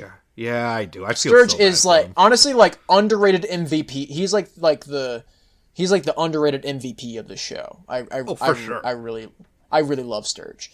Like it's like Sir like. I'm blanking on the actor's name, but like his performance is great in a sea of great performances. Honestly, it's like that's what's like the unfortunate thing about the show is that like every performance is phenomenal. That it's hard to just like pick one. It's hard to get to every single performance and then single them out because every performance is so good. And also like then there's like the small miracles that are happening. Like people are getting younger. Like Annie, she doesn't need to wear her glasses anymore. Ed, his back he doesn't have his back problems anymore. Like even like Bev starts to look kind of younger. Sturge starts to look younger. Wade and Holly are no longer wearing their glasses and they start to look younger. Like the gray goes out of people's hairs. Of course, the most drastic change we see is Mildred Gunning, the mother of Sarah Gunning, the town doctor. Yes. Because at the start of the show, Mildred Gunning is like an 80-year-old woman who has dementia, and and like she doesn't know who her daughter is a lot of the time, and she is now sleeping in a corner in the living room because she broke her hip trying to go upstairs to her bedroom. And it's like this is just, like all of this is just like jeez, sad. But Father Paul Hill comes to see her every single day and give her the sacrament, which honestly like is a sweet thing to do. For someone who's no longer allowed to attend church like they want to, like I like that. Like that, like that's something I'm like, you know what, like like that's great. Although humorous side note, I kind of get I understand the guy going to AA meetings why he doesn't take the communion wine, but why you got to give the wine to the grandma with dementia? Why not? Sure, good enough for me. But also, we know why, because that's not just wine. It's the vampire's blood. Yep, it's got vampire blood in it. Which brings us to episode 4, which I want to open this up with by saying, in this episode we finally get what I like to call the Flanagan special, because throughout all of Flanagan's works, people have noticed that a lot of them tend to feature very graphic hand injuries. With Gerald's Game of Doctor... Sorry, what? No, I'm agreeing with you. Yeah. Oh. Yes, this is true. Yeah. Hand trauma. Yeah. Good old-fashioned hand trauma. Which, I'll cut up some slack for Gerald's Game and Doctor Sleep because those were both in the source materials. But then there's Hush. Hush is an original work, as we've established. There is also a severe hand trauma in that movie, which is why I have come to coin the term the Flanagan Special. Yeah. Actually, I would say there's actually 2 Flanagan specials. I think that's like a physical special effect special that I love, and I think that's why like Flanagan special probably works for that. I would say the other Flanagan special, which we will now deem the other Flanagan special. Yay. Or actually, we're not going to call it Flanagan. We're going to call it the Flanagan shot, and it's when he likes to tilt the camera 90 degrees. Yes. Because if you notice, he does it in everything, and I love it. Mm-hmm. Like, it became, like, he's talked about how it became a joke between him and his cinematographer, Michael Famignari, who's shot most of everything he's done.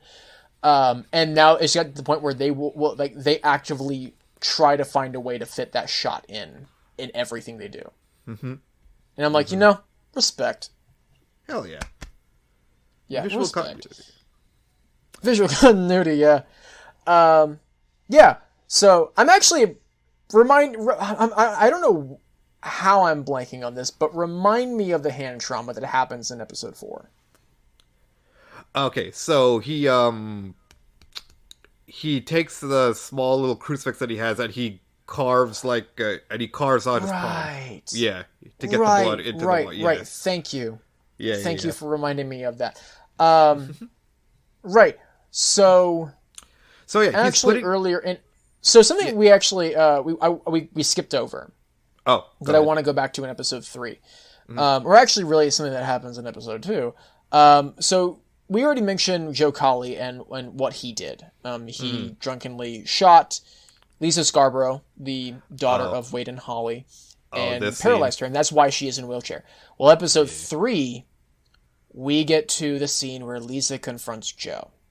And she lays it all out in front of him. She explains how much she hates... Like, she explains the day that he shot her. Mm-hmm. She explains how much she hates him. And then after all of that, she then looks him in the eye and says, Joe Colley, I forgive you. And Joe Colley is I mean, the thing is, he's already a blubbering mess.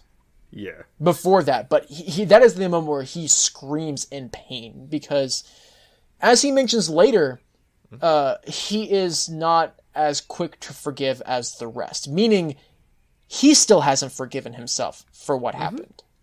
Because because honestly, like how I see Joe is that, Joe's inner thoughts are, no matter how people view you, you think of yourself worse than however they think you are. Whatever horrible shit they think of you, you're thinking worse thoughts about yourself. That's how he feels about himself. And because Riley has having to go to AA, Paul Hill starts a chapter, and so then it becomes really just like a 2-person AA meeting between Riley and Paul. These are and the then best Joe joins. Yeah, these are the best dialogue scenes in the entire series, if you ask me. They are pretty fucking great. I have to agree. Like that first meeting between Paul and Riley. Oh my god. Just like with Riley, like honestly, kind of laying into Father Hill for for like being like, because like this is the closest that Riley is gonna get to yelling at God. He's like I can't yell at God and see his reaction. So instead, I'm going to yell at a man of the cloth. Mm-hmm. Who basically is, I think is like I feel like at the beginning he's like, it's not that he's setting out to like hurt Father Hill, but at a certain point he doesn't care, and he's just laying into him. But that doesn't stop. But of course that doesn't stop Father Hill. That doesn't stop Paul Hill from doing anything except trying to help Riley. Yeah. Quote unquote help. Yeah. But Joe joins. Yes. Yes. We get like I mean, this is honestly one of my favorite scenes in the whole series is the scene with Joe joining and explaining the day when like he's like, you know, when she left, he's like, I couldn't drink anymore after that. Like he's like, I wanted to, but I just couldn't do it. And Paul looks to Riley and says, "He's like, I think," he's like, you know, like whatever I say, you know, like I can say whatever, but I think you like have something that you can say to Joe. And Riley's like, I don't think I'm in a position. And Paul is just like, bullshit. He just straight up just like, he just says, yes, that's bullshit. Like, do not bullshit. Like, he's like, do not lie to me. We've been coming here week after week, and then he starts really yelling at him, and he's like, we've been coming here week after week, and discussing this, and no, do not bullshit me. Yeah. You have something to say, so say it. He actually says bullshit, by the way. Like, he uses that word. Yeah, he genuinely says bullshit. And I love like the build up of it, where he's like, no, that's bullshit. No, I'm sorry, that's bullshit. No, that is bullshit. And he says that word over and over again. I love it so much. But then Riley, like, he says, he just straight up says, like, Joe, you showed up. And that's enough. It's not going to be it's not going to be enough forever, but it's enough for today. The fact that you showed up, the fact that he it's like I believe, if I remember correctly, like I think it's a part of the, is it part of the 12 steps of AA, or the 12 steps of recovery is like recognizing that you have a problem. Yes, the first step to solving a problem is admitting you have a problem. Yeah. Yeah, he's already complete, and it's like, Joe, like he's already completed the first step. He recognizes he has a problem, and he's now doing something about it. And like I love, and what I love is that a lesser show would have cut to someone else after that scene. Instead, we continue with Riley and Joe. Like the meeting ends. And Joe and Riley, they were like walking throughout the town and like having a conversation about what, like, how their lives are gonna go forward. And Joe's like, "Does it get better for guys like for people like us?" And Riley's like, "No, I don't think so. Like, there are gonna be days where it's where we're gonna feel really terrible, but we just got to keep going." We just got to keep living and, just look forward to that next day and see it as a new opportunity. I'm just like, fuck, this show's so good. Yeah. And I think Joe dies this episode, right? Does he die in this episode? Episode 4, yes. He dies in episode 4. I thought this was episode 4 that we were talking about. No, this was still episode 3. Whoops. Oopsie. Yeah, this was still episode 3. Episode 4, is what I like to call the first major death episode, because not only do we have Joe Colley dead, but we also have the death of Aaron's unborn child. Yeah, it turns out not all the side effects of the vampire blood are positive. Yeah. And that was fucking gut-wrenching. Yeah, it was with that scary happening. Because, like, though I know I'm kind of skipping ahead here, but just seeing her go from discovering that her baby is gone to going to I think she goes to the mainland and then to get a second opinion, and she's just like, "Ma'am, you were never pregnant to begin with. Do I need to call the psych ward?" Yeah. She's like, I'm going to call someone else who works in the psych ward, and just this look on Aaron's face of just utter disbelief. She really cannot fathom what is going on in this moment. She's being gaslit without actually being gaslit. Yeah. Yeah. Truly. Yeah. But this episode is something I love in this episode, which also, by the way, something we haven't mentioned is that each episode is named after books from the Bible. Yes. So First episode is called Genesis. Second episode, I forget the name. Episode 3 was Gospel, which is Gospel it means good news. But this episode is called Lamentations, which there's a reference to Lamentations in this episode with Aaron. So the reason why Aaron came back to the island, outside of the fact that she became pregnant and decided she needed to really leave the extremely abusive relationship that she was in, but she also returned because her mother died, and she got her mother's house. She also took over the teaching position that her mother had, and so after all of this, after what has occurred, after the death of her child, she really doesn't know what to do, so she just starts like finally packing up her mother's stuff throughout the house, and Riley is over there to just be with her and be there for her in any way he can. Doesn't know how. This is a situation that he is completely new at. Like a lot of us, we don't know what to do in the situation, but we want to be there in case there is something we can do. And also just showing up is something, at least. And they pray.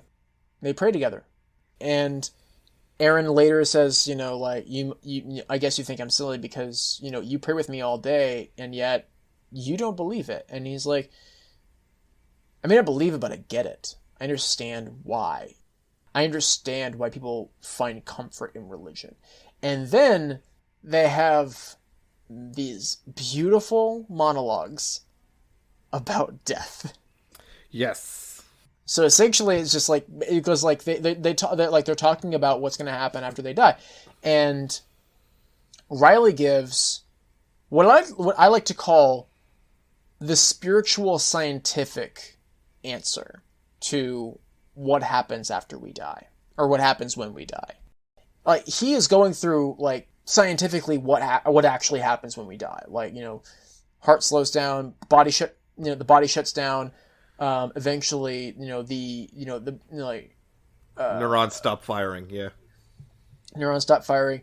Your brain dumps out the last of DMT in your brain, and you start experiencing all your memories at once, and this flood of imagination, and eventually, your brain will stop, and you will decay, and you will return to the earth, and you will return to the stars, and he speaks about it in a way that doesn't sound cold and clinical like we think of science. He speaks of it almost as if it were spiritual. Right. It's kind of, and it's really lovely the way he puts it. It's weird to say about what happens when you die, but it's true. He puts it in a very lovely manner of like, this is what's going to happen. But yeah, and then Erin gives her take on it. But as she points out, she's like, because she's like, speaking for myself. Yeah, speaking for yourself. What happens when you die? And she goes, well, that's not the case, is it though? Like, because I wasn't the one who died today. And she explains what happened when her child died, which she says her daughter. What happened when her daughter died? Right. And talking about going, like, she was a perfect angel. She never sinned. She never hurt a living thing. Mm-hmm. And just as she was delivered from heaven, she was called back to heaven. Mm-hmm. And she is surrounded by her family, and all she knows is love. Oh God, I do not want to cry in this episode. Okay, but that's essentially what she said. She's talking about how her daughter. What happened when she died was just she's called back to heaven, and she is wrapped in love by the family that has passed on. And it's really, really lovely. It is. And it is. Yeah. You know what would have made me like it a lot better? If I read them in a book and I weren't watching them on TV. Yeah, this is something that you mentioned. Which I can't disagree. Like, I would love to read this as a book because something that I mentioned to you. Mm-hmm. This started life as a book. Yeah. I could tell. Yeah, Mike Flanagan wrote this as a book. So basically, like the brief history on how this show got made, and I'll try to run through this very briefly. But initially, Midnight Mass started out life as a book. I believe Mike Flanagan said that he started it in 2012, and after that, he then tried to make it as a movie. I think he wrote a script in 2014 as a film, and he actually talked about how he eventually went back to that script and he was like, "God, this is atrocious. Never make this as a movie." But he wanted to make it he wanted to try and pitch it as a series, and he pitched it to everyone, including Netflix, and everyone passed on it. So Wow. everyone passed on it, and then when he started making Hush, he had to figure out what book Kate Siegel's character was going to write, and he decided it was going to be Midnight Mass.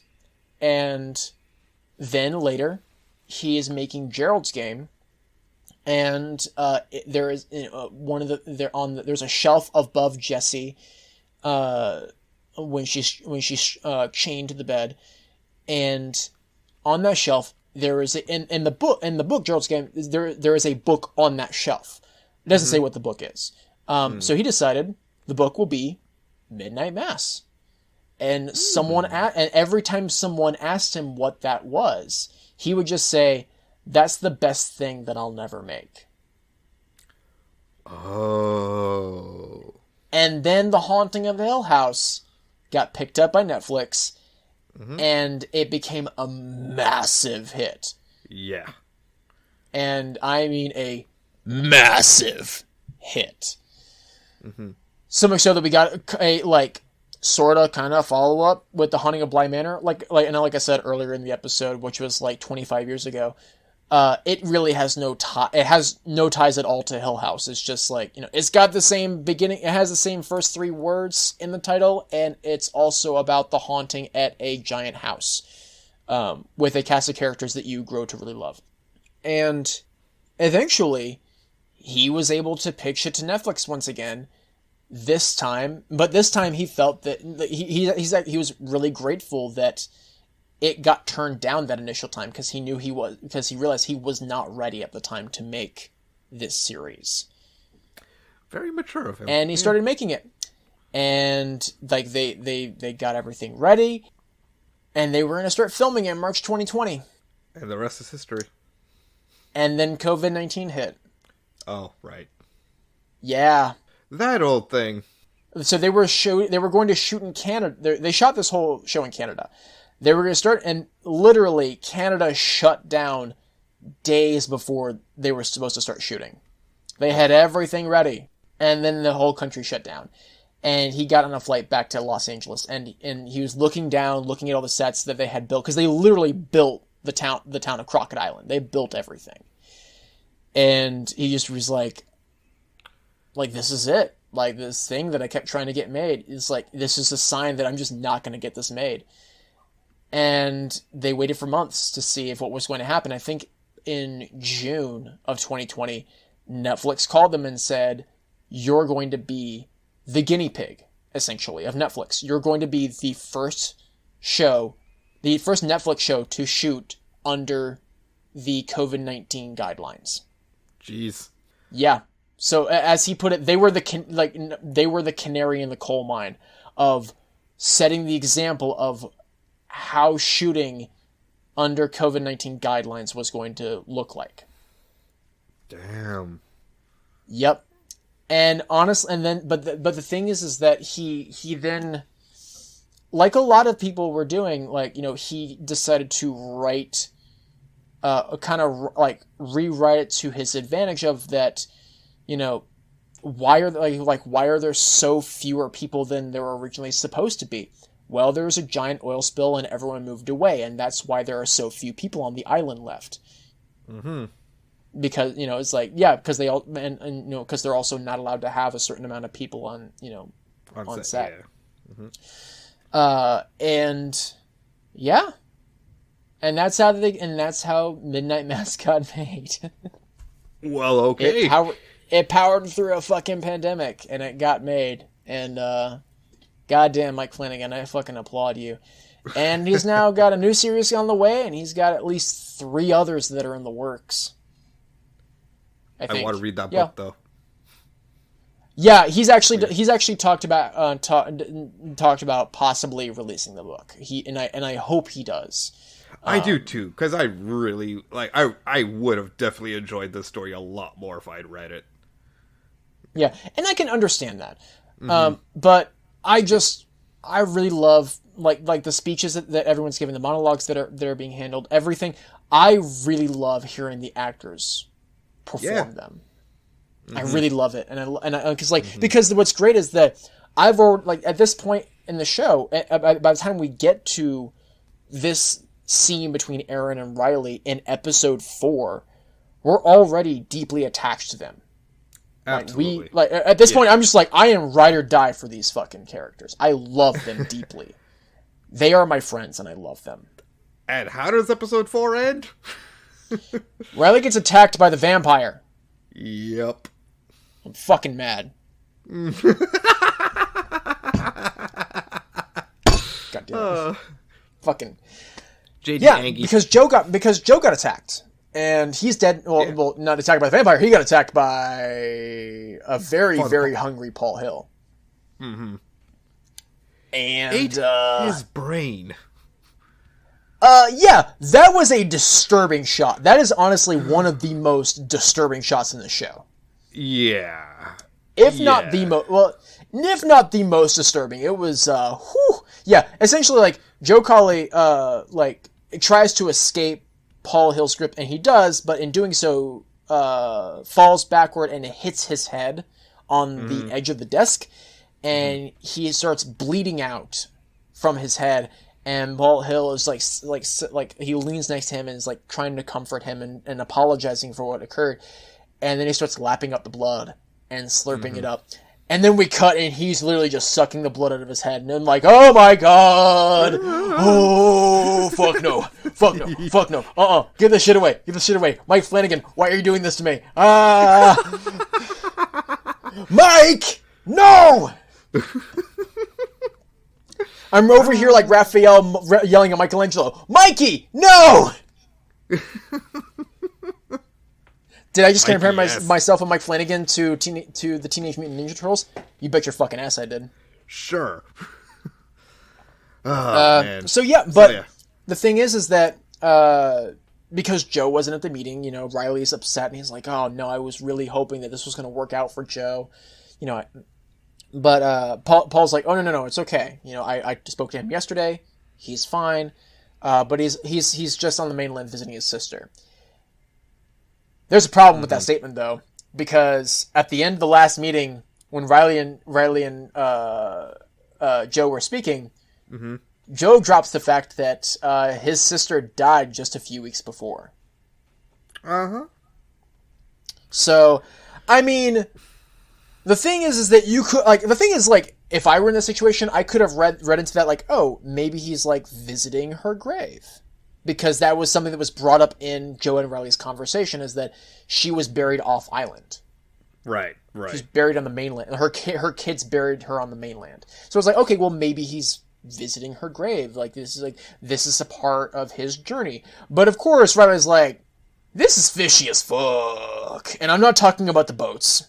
The kids these days, they're saying sus. You gotta say it's sus now. No. Just because I'm on TikTok doesn't mean I have to talk like the teens on TikTok. Fair enough. Thank you. Riley goes back to confront Paul because he knows Paul lied to him. Instead of going to Aaron's house like he said he would. He's about to go to her house and he's like, "No, there's something fucking wrong with this." And he's correct. The vampire is there. Yeah, he sees the vampire.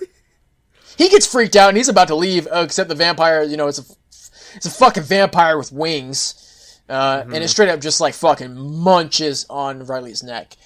And then we get to episode 5. Which I'm blanking on the name of the episode.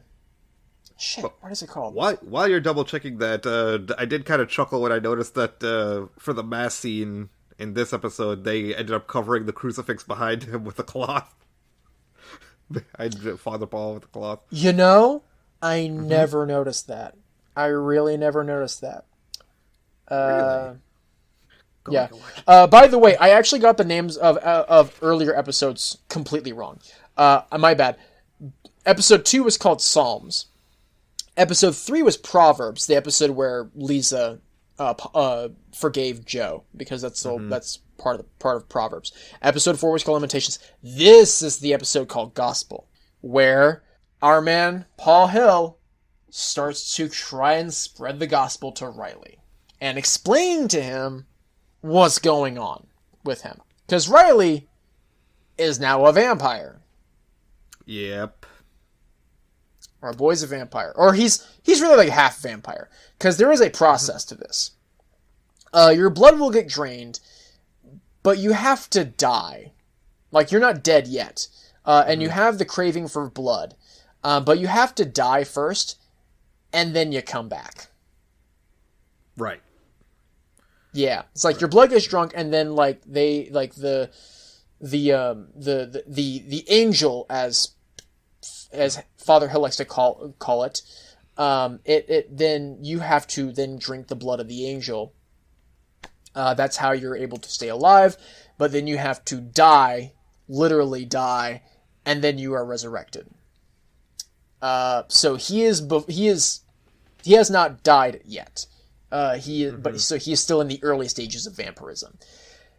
While this is going, and then this is like the thing is like this is all revealed in the latter half of the episode. The first like 20 minutes of this episode is dedicated to Aaron going around the island trying to find Riley, and then you find out that he is not the only one missing. Because when Aaron goes to talk to Hassan about Riley missing, by this point, he is at least the third person that Hassan knows is not around. Like, he knows Joe is gone. The local drug dealer, Bill, or Bowl, as everyone else calls him. But Bill's mother has arrived and is trying to file a missing persons report on him. So Hassan starts to get a little suspicious of things. So eventually, Aaron, Riley finally shows up at Aaron's doorstep at night, and she lays into him. She's like, I've been fucking worried sick about you. I've been ringing you all day. Like, what, like this, like, you don't get to just act like this and fall off the face of the fucking planet. This is bullshit. What the fuck is, what is wrong with you?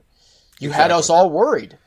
And he like, kind of plays into, their past and says, like, remember that night when you came to my bedroom window, scared me shitless, and asked me to come out with you on a rowboat into the middle of the water and watch the stars. Will you do that with me right now? And the thing is, she still trusts him. I mean, to be honest, outside of being gone the entire day, she really doesn't have like any reason to not trust him at this point, outside of him not being gone for the whole day. But she is still very skeptical. And then they get on the rowboat, and then he explains exactly what happened. He tells her, like, I'm going to tell you a story, and I just need you to listen to it, because you're not going to believe it. But all I ask of you is to listen to what I have to say. And he explains to her what's happened. And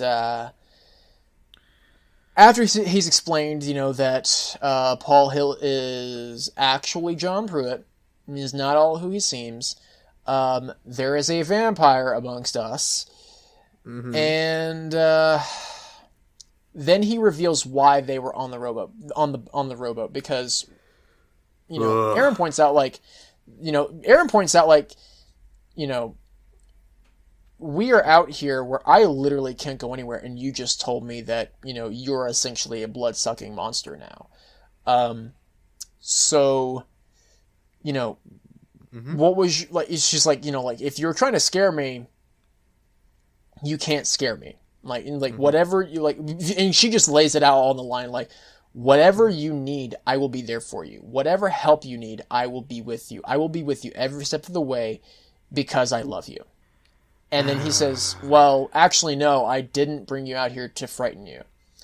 I brought you out here so I wouldn't have anywhere to go. And they tell each other that and he tells her, after what you're about to, he's like, I really wish you couldn't see this, but there's really no other way that you would believe what's going to, like, what you believe what I just told you. Right, so you're going to have to see this. And your first instinct is going to be to try and get everyone you can off the island. But what I'm going to tell you is you need to run. I love you. And she says, I love you too. Mm-hmm. The sun rises. Yeah. And he turns to ash. And we sit there and watch as the credits roll. While Erin is screaming in pain from watching this person that she loves just be obliterated in the sun. It is heartbreaking. Yeah. Yeah. Now let's get into the last two episodes. Yeah, Acts of the Apostles and Revelation. I love everything about these last two episodes. Just throwing that out. Yes! I'm so happy. Here's the thing, Paresh. I just want to say this. You kept saying that this just wasn't for you. But the thing is that as we're talking about this, it seems like you actually really did enjoy this show. It's just you would have enjoyed it more as a book. Exactly. That's exactly it. So at the end of the day, you actually did like it. I see the merit in it. But I would never rewatch it, honestly. Because that's fair. Or if I did, I would just rewatch the last two episodes. That's fair. I can get behind that. Because I did rewatch the whole show for our discussion. Right. Because I did, because I was one of the day one. I was a day one person for this. I watched it I actually looked up the time. When is Netflix going to drop this? I'm going to watch it as soon as it drops. And that's exactly what I did. I was up at 2 a.m. waiting for this to drop, and as soon as it did, I started watching it. So I was a day one person for this. So I did feel the need to rewatch it because I was like, there's going to be a lot that I just have not retained. And there was quite a bit that I just I just totally fucking forgot. But I completely, as someone who was probably going to rewatch this show at least once a year, maybe even twice, I completely understand where you're coming from. I really do.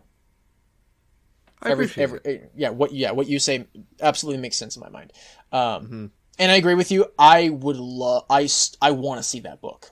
I want that book because it's also, because honestly, it would be a book that I would want to recommend to everyone. Just like I want to recommend the show to everyone, I would recommend the fuck out of the book if it ever got released.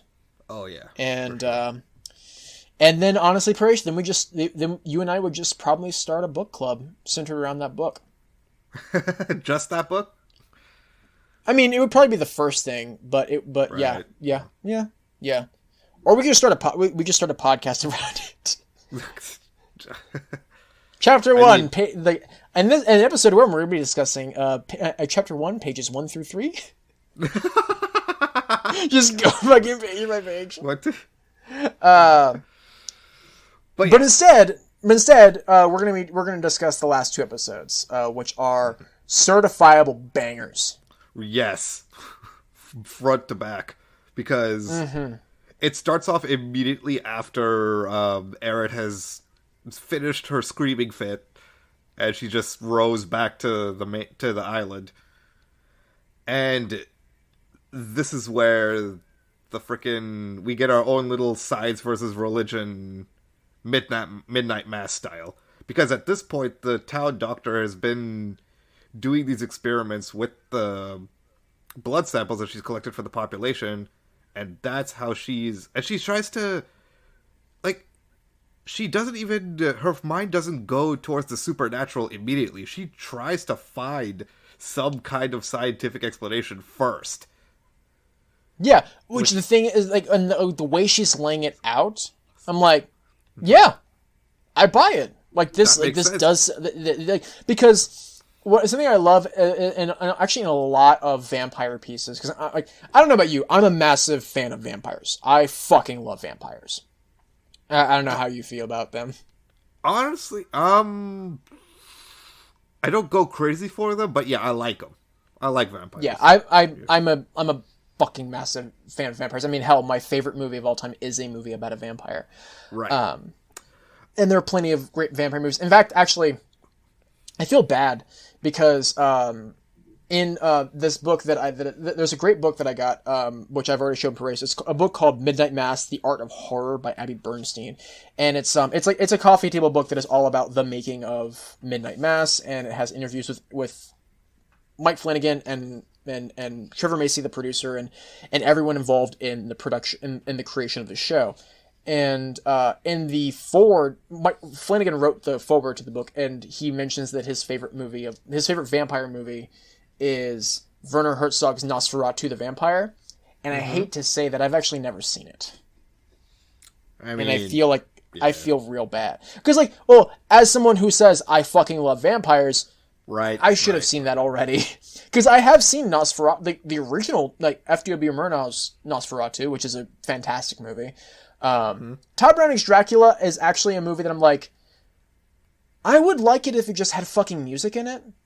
The problem, like, to me, honestly, the biggest problem for me with the original Todd Browning Dracula and the original James Whale Frankenstein is there's no music.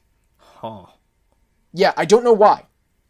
But yeah, so, like, that's why, like, Bride of Frankenstein, Creature from the Black Lagoon, The Wolf Man, The Invisible Man, those are my favorite Universal monster movies. In particular, Bride of Frankenstein. I fucking love Bride of Frankenstein.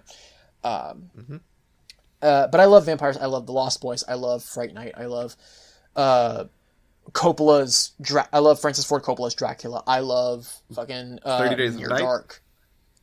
I'm a fan of 30 Days of Night. I love Interview with the Vampire. There's so much vampire shit, and also, like, you know, I am kind of known as the comics dude. There are plenty of great vampire comics. I mean, hell, 30 Days of Night is based on a comic. There's also the fantastic American Vampire by Scott Snyder and Raphael Albuquerque. There's a great one that's about to wrap up, Redneck by Donny Cates and Lysandra Esterin. I fully endorse Redneck. It's a fantastic comic. I'm really sad to see it ending. But I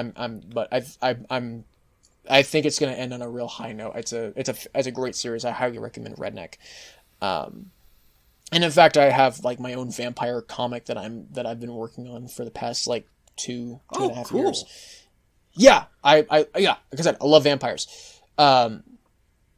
So. Like, I love the idea. So I've always loved the idea of certain pieces treat vampirism like it is a disease or a virus.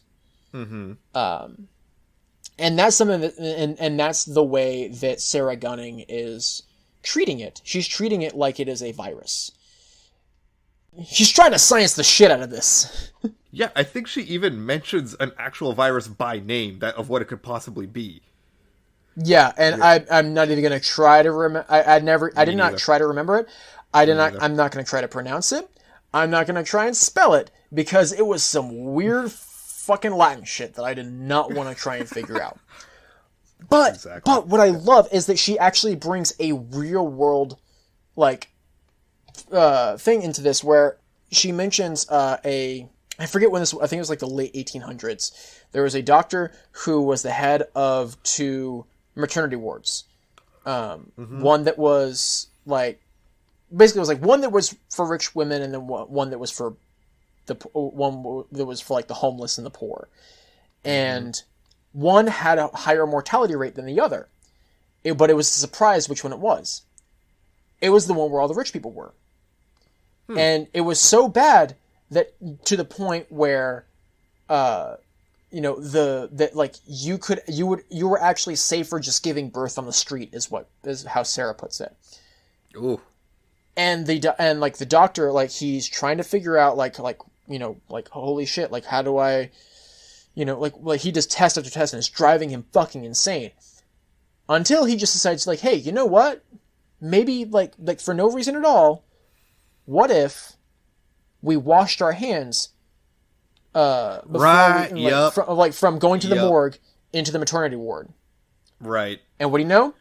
Mortality rates plummet. Yes. Except she mentions all of except this. This doctor was ridiculed by the science community. Mm-hmm. He was put into an asylum because the idea of germs spreading like that was still 2 decades away. And he was put into an asylum. And the doctor who took over from him got rid of that pesky little hand washing thing. And guess what? Mortality rates went right back up. Mm-hmm. And this is her trying to explain, like, yeah, you're right, Aaron. You do sound crazy. But so did he. And guess what? He was right. And then she comes in and she's like, yeah. And I love that she keeps saying the line of, like, yeah, it's crazy. It's batshit insane. It's crazy. And then she just takes takes a drop of it and just pushes it into the sun, and it just fucking bursts into flames. It explodes. It's like the thing. Yes. It's the thing. It's the thing test. Yes, it is. It really is. Oh my god, yeah, I didn't pick up on that. Good catch. Yeah, it's just the thing test. And then right after that moment, because of course, like, the smoke alarm goes off, and who walks into the room but Mildred Gunning, looking like she's fucking 35. Oh my god! So what am I? I actually had to eat crow in my notes because I wrote down it in my notes, just like, why does the doctor's mom look like more like a woman in old makeup than an actual old woman? And then as I watched the rest of the show, I put an asterisk next to that, wrote off in the margins, never mind, that was the point. Yeah. Yeah, it was. Yeah, it was. Damn, this show's so good. But yeah, they get together and they put together their little plan about how they want to go about this now. And that's when we're treated to one of my favorite just moments in the entire show. I dubbed it the Easter March. Yeah, it's actually called it's I believe they actually just call it the Easter Procession, because that's Easter Procession. That's what okay. Yes, it's the Easter Procession. Yeah. Yeah. Because something that starts happening throughout the town, the boats are the boat engines are partially taken apart. The 2 ferries are called off until morning, are called off island for repairs, quote unquote. All the electricity goes out. The phone tower goes out. There is no way to get off the island or to call for help. They are completely isolated. Yep. And Hassan has already known, he's been told from multiple people already, and mostly Aaron and Sarah, that there's something going on with St. Patrick's, the church. And then Ali, he is going to the midnight mass. There it is, midnight mass. Title drop. Because because Paul can't go out into the sun, or else he's gonna fucking burst into flames. So they got to do midnight mass, yo. And Ali mentions that he's like, there's gonna be they're talking about them like performing a miracle tonight. Hassan's like, when he hears the word miracle, he's like, I think I gotta go. Now, before we get into the events of what happens at Mass, we gotta talk about Hassan and his backstory. Yes. Because, my God, did that hit home. Yes. So, essentially, this is when Sarah Gunning, this is before Sarah, Mildred, and Aaron discover that they are becoming isolated on the island. But Sarah is asking Hassan to look into the church because she believes that the church is spreading a virus. but she can't really say more than that because she knows that, like, you know, whatever she's going to say is going to sound crazy. So Hassan is asking, he's like, you know, you want me to investigate St. Patrick's? And he's like, so did I, and he asks her, like, did I ever tell you why I took this position? She shakes her head, says no. He's like, that's right, I didn't tell you. In fact, I didn't tell anybody. Essentially, his story is that he was in college when 9/11 happened. Yep. And at that time, he was not Muslim. But he still went to the mosque because they were doing a blood drive. Mm-hmm. And then he decided that, you know, that this was the opportunity to become, that he moved to New York and he became a cop.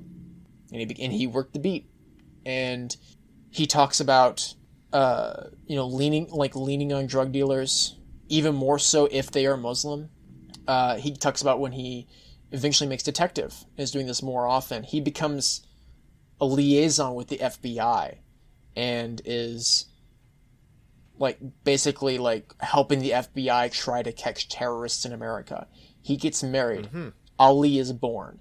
He converts to Islam because his wife is Muslim. Is a Muslim, yeah. Then he starts to realize that what they're doing is wrong. That the fact that they're essentially turning these people who have done nothing wrong into informants for the police by infiltrating the mosque. And he's like, no, this is awful and fucked up. And as he puts it, he complains once, very lightly. And how does that go for him? He is stripped of being a detective. He's back on the beat. And he is ridiculed. And then his wife is diagnosed with pancreatic cancer. And she dies. So then this position comes up on an island. There hasn't been a violent crime reported in almost a century. And he begs for the post. And as he puts it, his direct quote is, Ali is bored to tears. But at least he's safe. And I mean, Jesus fucking Christ. That right there is one, like, that is absolutely fucking heartbreaking. Oh, yeah. Oh, yeah. So, and that's Cops why... are bad. Yeah. Cops are bad. Defund the police. And this is why he thinks it's a terrible idea for him to investigate St. Patrick's. And as he points out, he doesn't even carry a gun. Because, I mean, honestly, like, around that town, I mean, if I were a sheriff, I probably wouldn't carry around a gun either. Yeah. Because it seems like there really is absolutely zero reason why you would need to. There's nothing going on there. So now that we've explained this, back to the Midnight Mass. The titular Midnight Mass, actually. Yeah. And Paul Hill, you know, he asks for, he actually starts a confession right there in front of the church. He, you know, bless me, Father, for I have sinned, or bless me for I have sinned. Sorry, the table shifted. It has been too long since his last confession. And he explains to them that he has lied to them. That Monsignor Pruitt is not recovering on the mainland. In fact, he is alive and well, standing in front of you, confessing his sins. And I love, like, there's the little murmurs in the crowd, like, what the fuck is going on? Yeah. And of course, you got like Aaron and Mildred and Sarah just sitting there like, the fuck is going on? And you got Hassan there next to his son. He's like, the fuck is going on? You've got Ed and Annie who have not seen their son. And they're like, the fuck is going on? Yep. Luckily, they get their answer. Yeah. So, remember when we said Joe's sweet, beautiful baby boy, Pike, died? And all the way back in episode 2. Yeah. Not just died, he was brutally fucking murdered by Bev Keane who can non-politely go fuck herself, for just for that alone, can non-politely go fuck herself. That alone sends her to the 9th level of hell. Yeah. Paresh, how did she manage to murder that sweet innocent boy? She poisoned him. Compound 1080, I believe, is what it was called. She uses, as she says, she uses it for rat poison, and it's just stored at the school. Then we cut to Bev going into the back of the church, and there are trays filled with cups that are filled with 1080. And she brings one of those cups out to Sturge to show what is going to happen to everyone. Sturge drinks it, and he violently dies.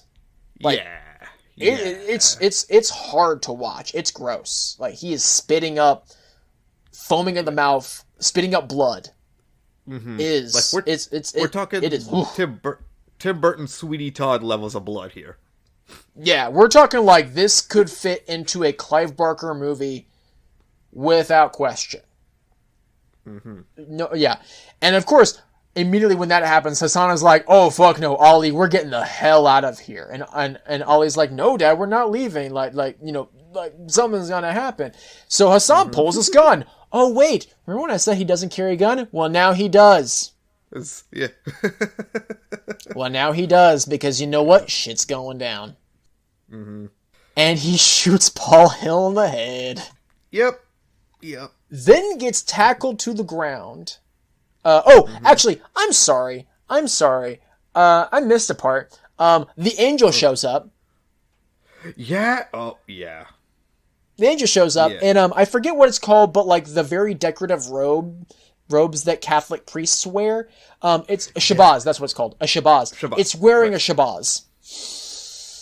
And oh boy, honestly, that is like, that is a creepy image to see, like this giant, like godlike vampire with bat wings. This winged vampiric creature wearing a Catholic shabaz. Oh boy. Ooh. Be not afraid. Be not afraid. Oh my god. And like Paul has explanation of like why the angel looks that way. And I'm like, because it's like, oh, every time an angel is mentioned in the Bible and someone encounters the angel, they're always, the person is always told, be not afraid. And I'm like, I was like, no, it makes sense. Stop it. So yeah, then, my apologies for skipping ahead, but Hassan then murders Paul Hill. Right. Quote unquote murders. Quote unquote. I was about to say, quote unquote. No, he did. No, he's fine. He's fine. He's honestly fine. Well, Ali drinks the 1080. He's already taken the sacrament. And then a bunch of people start drinking the 1080. And yeah, all fucking hell breaks loose in that church. Because everyone who has died and has come back is now a full-fledged fucking vampire. And they start attacking everyone who's not. Yep. And it is a full-fledged bloodbath up in this bitch. Bloodbath. Yeah. Bloodbath. Whoo, boy. I mean, boy, and I'm not kidding, howdy. It is a bloodbath in there. Mildred gunning, she picks up the gun that Hassan dropped it when he got tackled or was ripped from his hand. She tries to shoot the creature. The creature then attacks her. Then Aaron picks up the gun. She carries it, and she's able to get Lisa Scarborough and Warren Flynn, Annie Flynn, and Sarah Gunning, and Hassan out the fucking door.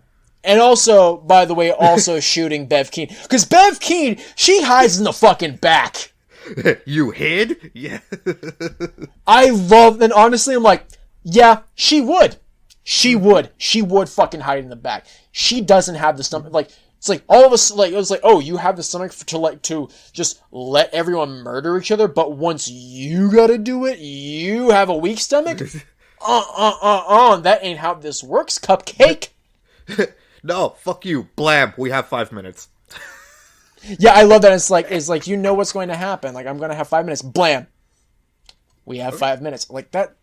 Honestly, I'm like, I love that Kate Siegel got to have the action hero line. Like, that was... Yeah, the one-liner, yeah.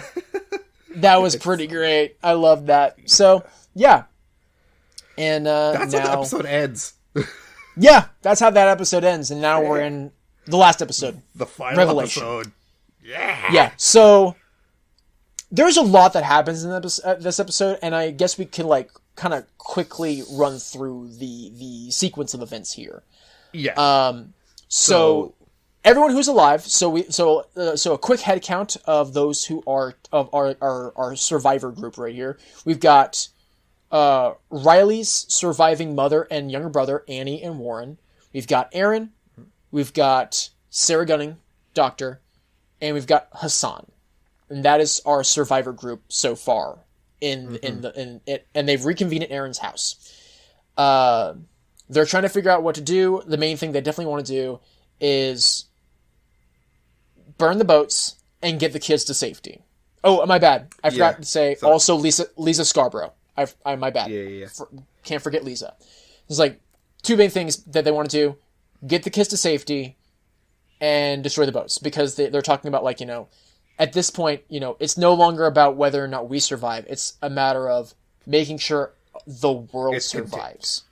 Yeah. Yeah, getting this contained. And that is just so amazing, because my first thought when they all convened in that house to discuss strategy was just like, well, shit, how are they going to get out of this? Well, that's the thing. They're not. And they accept it. Yeah, they just straight up say, it's like, like, at this point, it's like, no, we can't survive. There's no way. We can make sure the kids survive, though, and we can make sure the world is safe, but that means we're not going to be. And then the house gets attacked. Molotov cocktails. Yes. Bev, Keen, and Sturge are just throw a Molotov cocktail. So Annie's like, no, you get my son out of here. You get everyone to safety, Aaron. I gotta go talk to... He's like, I have something to say to Bev. And I'm like, ooh, what's gonna happen here? And then she just says everything that the audience has been wanting to say to all of the Bev Keens in the world. You are not a good person. God doesn't love you more than everyone else.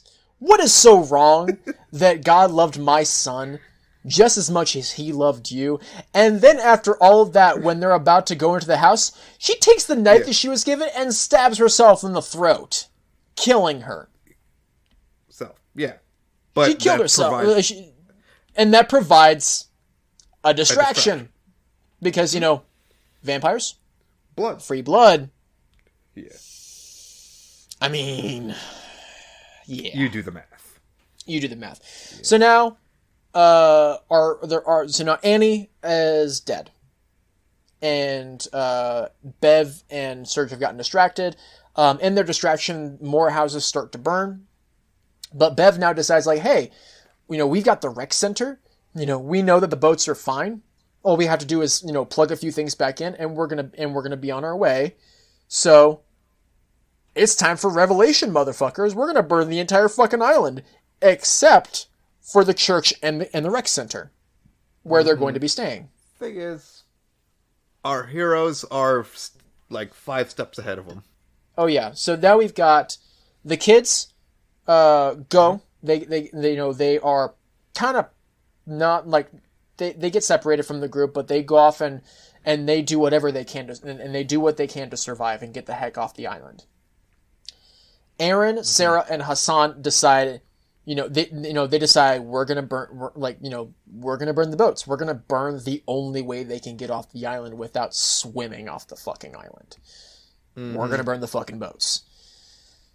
And I love the moment. I love the moment between Aaron and Sarah, and they're talking about, like, I really hope the kids make it. And Sarah just says, they made it to the boat. I decided that they made it. I'm just like, yes. And I'm sitting here fucking bawling my eyes out, just like fucking pumping my fist in the air to this, like, fuck, yes. Tears streaming down my face because this episode is so goddamn sad. Because you know what else is happening during this whole time? Remember we said that Mildred, she got fucking attacked by the creature, and but now she's up. Mm-hmm. She's up and about. And she goes and sits with Paul, who is now recovered from the massive gunshot wound in his head. And Paul reveals that the whole reason he did this was for her. Because guess who Sarah's father is? The Padre. Yeah, Father Paul is a father. And God, that was so heartbreaking to watch. And her telling him, like, our whole, yeah, I would have loved for, us to have had more time together, but I wasn't going to ruin 4 lives. I wasn't going to, because she's like, the war had just ended, and, my husband and I were happy. I wasn't about to just ruin everyone's lives just for the two of us to have a little bit of happiness together. But she's like, but the whole point was that, our job is to get them ready and then fade away. That's what we're supposed to do. We're not supposed to get forever. That's not how this works. And that, again, heartbreaking. There are dogs outside. I don't know if the mic's picking that up. I feel like the mic might be picking that up a little bit. For what it's worth, I can't hear him. Speaking of outside, because I'm just the master of segues, Bev and all of her little posse are trying to get inside. Like Stone Sour? Sure. I'm sorry, everyone. There's a song by Stone Sour called Get Inside. I apologize to everyone for that really fucking stupid joke. Actually, no, I don't apologize. It was funny. It was funny for me. So Bev and Sturge just keep fucking burning down everything. Literally everything. Except for the boats in the church and the rec center. Except, guess what? Our heroes are burning the boats. So, that's at least taken care of. And then, Bev gathers everyone. She's talking to Paul, and Paul's like, yeah, no, we did this wrong. We did everything wrong. This is not right. We shouldn't have done this. And now Bev, just like she liked to do, using scripture once again for her own ends, and she's, calling Paul a traitor, and, I really hate this, calling Mildred calling her a whore, which I hate it. Yeah, I hate that. Yeah. That yet another Bev Keen special of why. Yet reason number 382 why I want to punch Bev Keen in the face. So she goes to the rec center, like doing a head count, and then we get this scene of her berating this man because he did not attend church, and yet he is still alive. He has been quote-unquote saved by Sturge. But because he did not know what was going on, he killed his wife and daughter. Or children, actually. He had multiple children.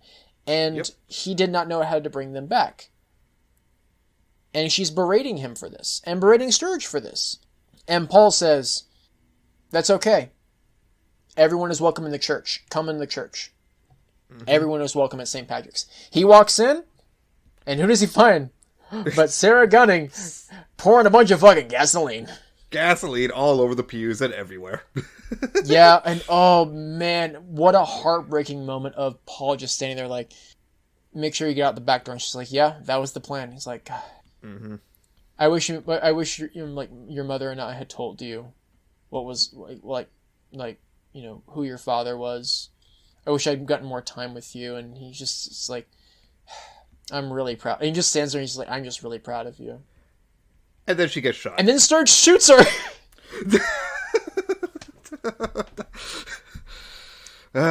And of course Paul goes to attack Sturge, but he immediately pretty much gets called out by Mildred because he realizes no, this isn't important. What's important is my daughter. And he and Mildred run in the church, and he tries to save Sarah, and Sarah's like, no. She immediately spits out his blood, and she's like, this is not how this goes. Power move. fucking power Yes. move. Like, And she's like, yeah, this is not how Father this Paul, goes. yeah, cuts his hand and tries to feed her his blood, and she just spits it out as she's dying. Yeah. So instead, realizing that this is what's going to happen now, he and Mildred take her to her favorite spot on the island, which is this small bridge over the marsh, and decide to watch the sunrise together. All the while, Hassan gets caught outside the rec center pouring gasoline. Sensing a pattern here. And Bev picks up the gun that Sturge was holding and shoots Hassan in the leg. Yep. And her real true racist colors come out. Yeah. And she just straight up calls him a terrorist, and I'm like, oh, you... I want to fucking murder you. You fucking piece of shit. And I got it. What a fucking power move when she's like, what, you were just going to, try and murder us when we were alone? It's completely empty. And he's like, not completely empty. And then Aaron walks out and she's been pouring gasoline inside the whole fucking time. And she lights the lighter and is about to light the place on fire. Except, remember the creature? Yeah. God, that pesky creature. That old creature, you old scamp. He attacks Aaron, starts feeding on Aaron. She is, of course, in immense pain. Then Hassan gets shot in the belly. And Ali, he goes over, picks up the lighter, and Bev tries to coax him, and he's like, yeah, nah, and just lights the place on fire. And he goes to his dad, and he picks up his dad, and they walk to the beach. Yeah. Yeah, and the closing moments. Oh wait, Warren and Lisa, they're able to get off the island. They actually confront the creature. Nothing really comes of that. They do light the creature on fire for a bit, which was nice. Which was slowed him down a little bit. Aaron does cut holes in its wings. Yes, what a fucking awesome thing to do. Yes, she just takes her knife and starts cutting holes into his wings and can't fucking fly away. Annie and Ed, they have reunited. They have both been fully turned, but they're talking about we haven't fed, so they just decide like we're not going to change who we are. We are who we are, and everyone kind of meets after the events happening at the rec center with it burning down. Everyone kind of returns to the town square, and so we've got singing. Lisa and Warren. Yeah, God, yeah. We got Lisa and Warren out on the rowboat, and everyone just accepts the fact that they're going to die. This is it. Yeah. They start singing. Hassan and Ali, they start praying. And yeah. And I just want to say my favorite part about all this was just everyone there had made their peace. They're all singing, they're saying their prayers, except for Bev, who dies crying. Yeah. Desperate and scared. And I loved it. Yeah. I gotta say, first time watching it, I cheered at that scene. Yes. This time around watching it, though, I wasn't able to cheer because I was crying too hard. I mean, because, this is, like I said, it's the cherry on top. Like, it's just, I need to figure out it's the cherry on top of a misery sundae. I need to figure out what the name of that song they were singing at the end there, because... I actually, I had it. It's not My God to Thee. There's another word in it, but it's, like... But while you're looking for that, just the way that it's of course, all about presentation. As the sun creeps over the horizon, all the voices stop at the same time. Once the sort of sun reaches a certain height, and I'm just like, ugh, oh boy, goosebumps. Yep. And we get Erin in her dying moments. Mm-hmm. She is reunited with Riley. And Mm-hmm.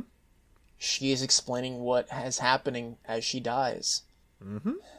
And I was crying very hard during this scene because, honestly, as an atheist, this monologue, which I'm actually, like, right now kind of having a hard time remembering, but I know in the moment, listening to it again, I realized that it's like, you know what, this is the best explanation of the afterlife from my point of view. Right. And our final scene, you know, our creature is trying to fly off, but, you know, it can't before the sun flies up. And Warren and Lisa, they're sitting in the boat. Mm-hmm. And Lisa looks over at Warren and she says, "I can't feel my legs." And she smiles.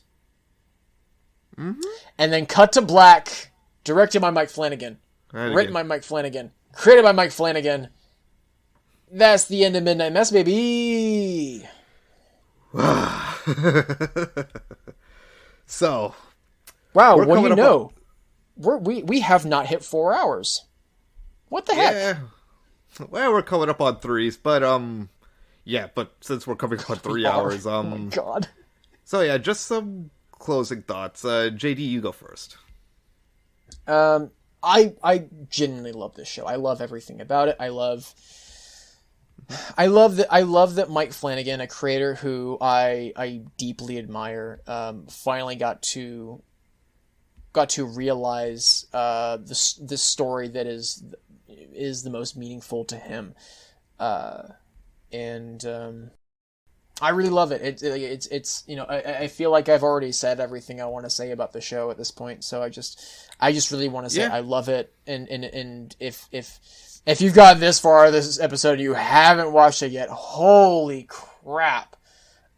Please go watch it. I mean, yeah, we spoiled the absolute fuck out of it for you, but please go watch it. And if you've already watched it, I mean, like, and especially if you watched it, you know, when it initially came out, like I did, you know, honestly, great time to have a rewatch. It's been a few months, you know, just, you know, sit down and have a little binge party going.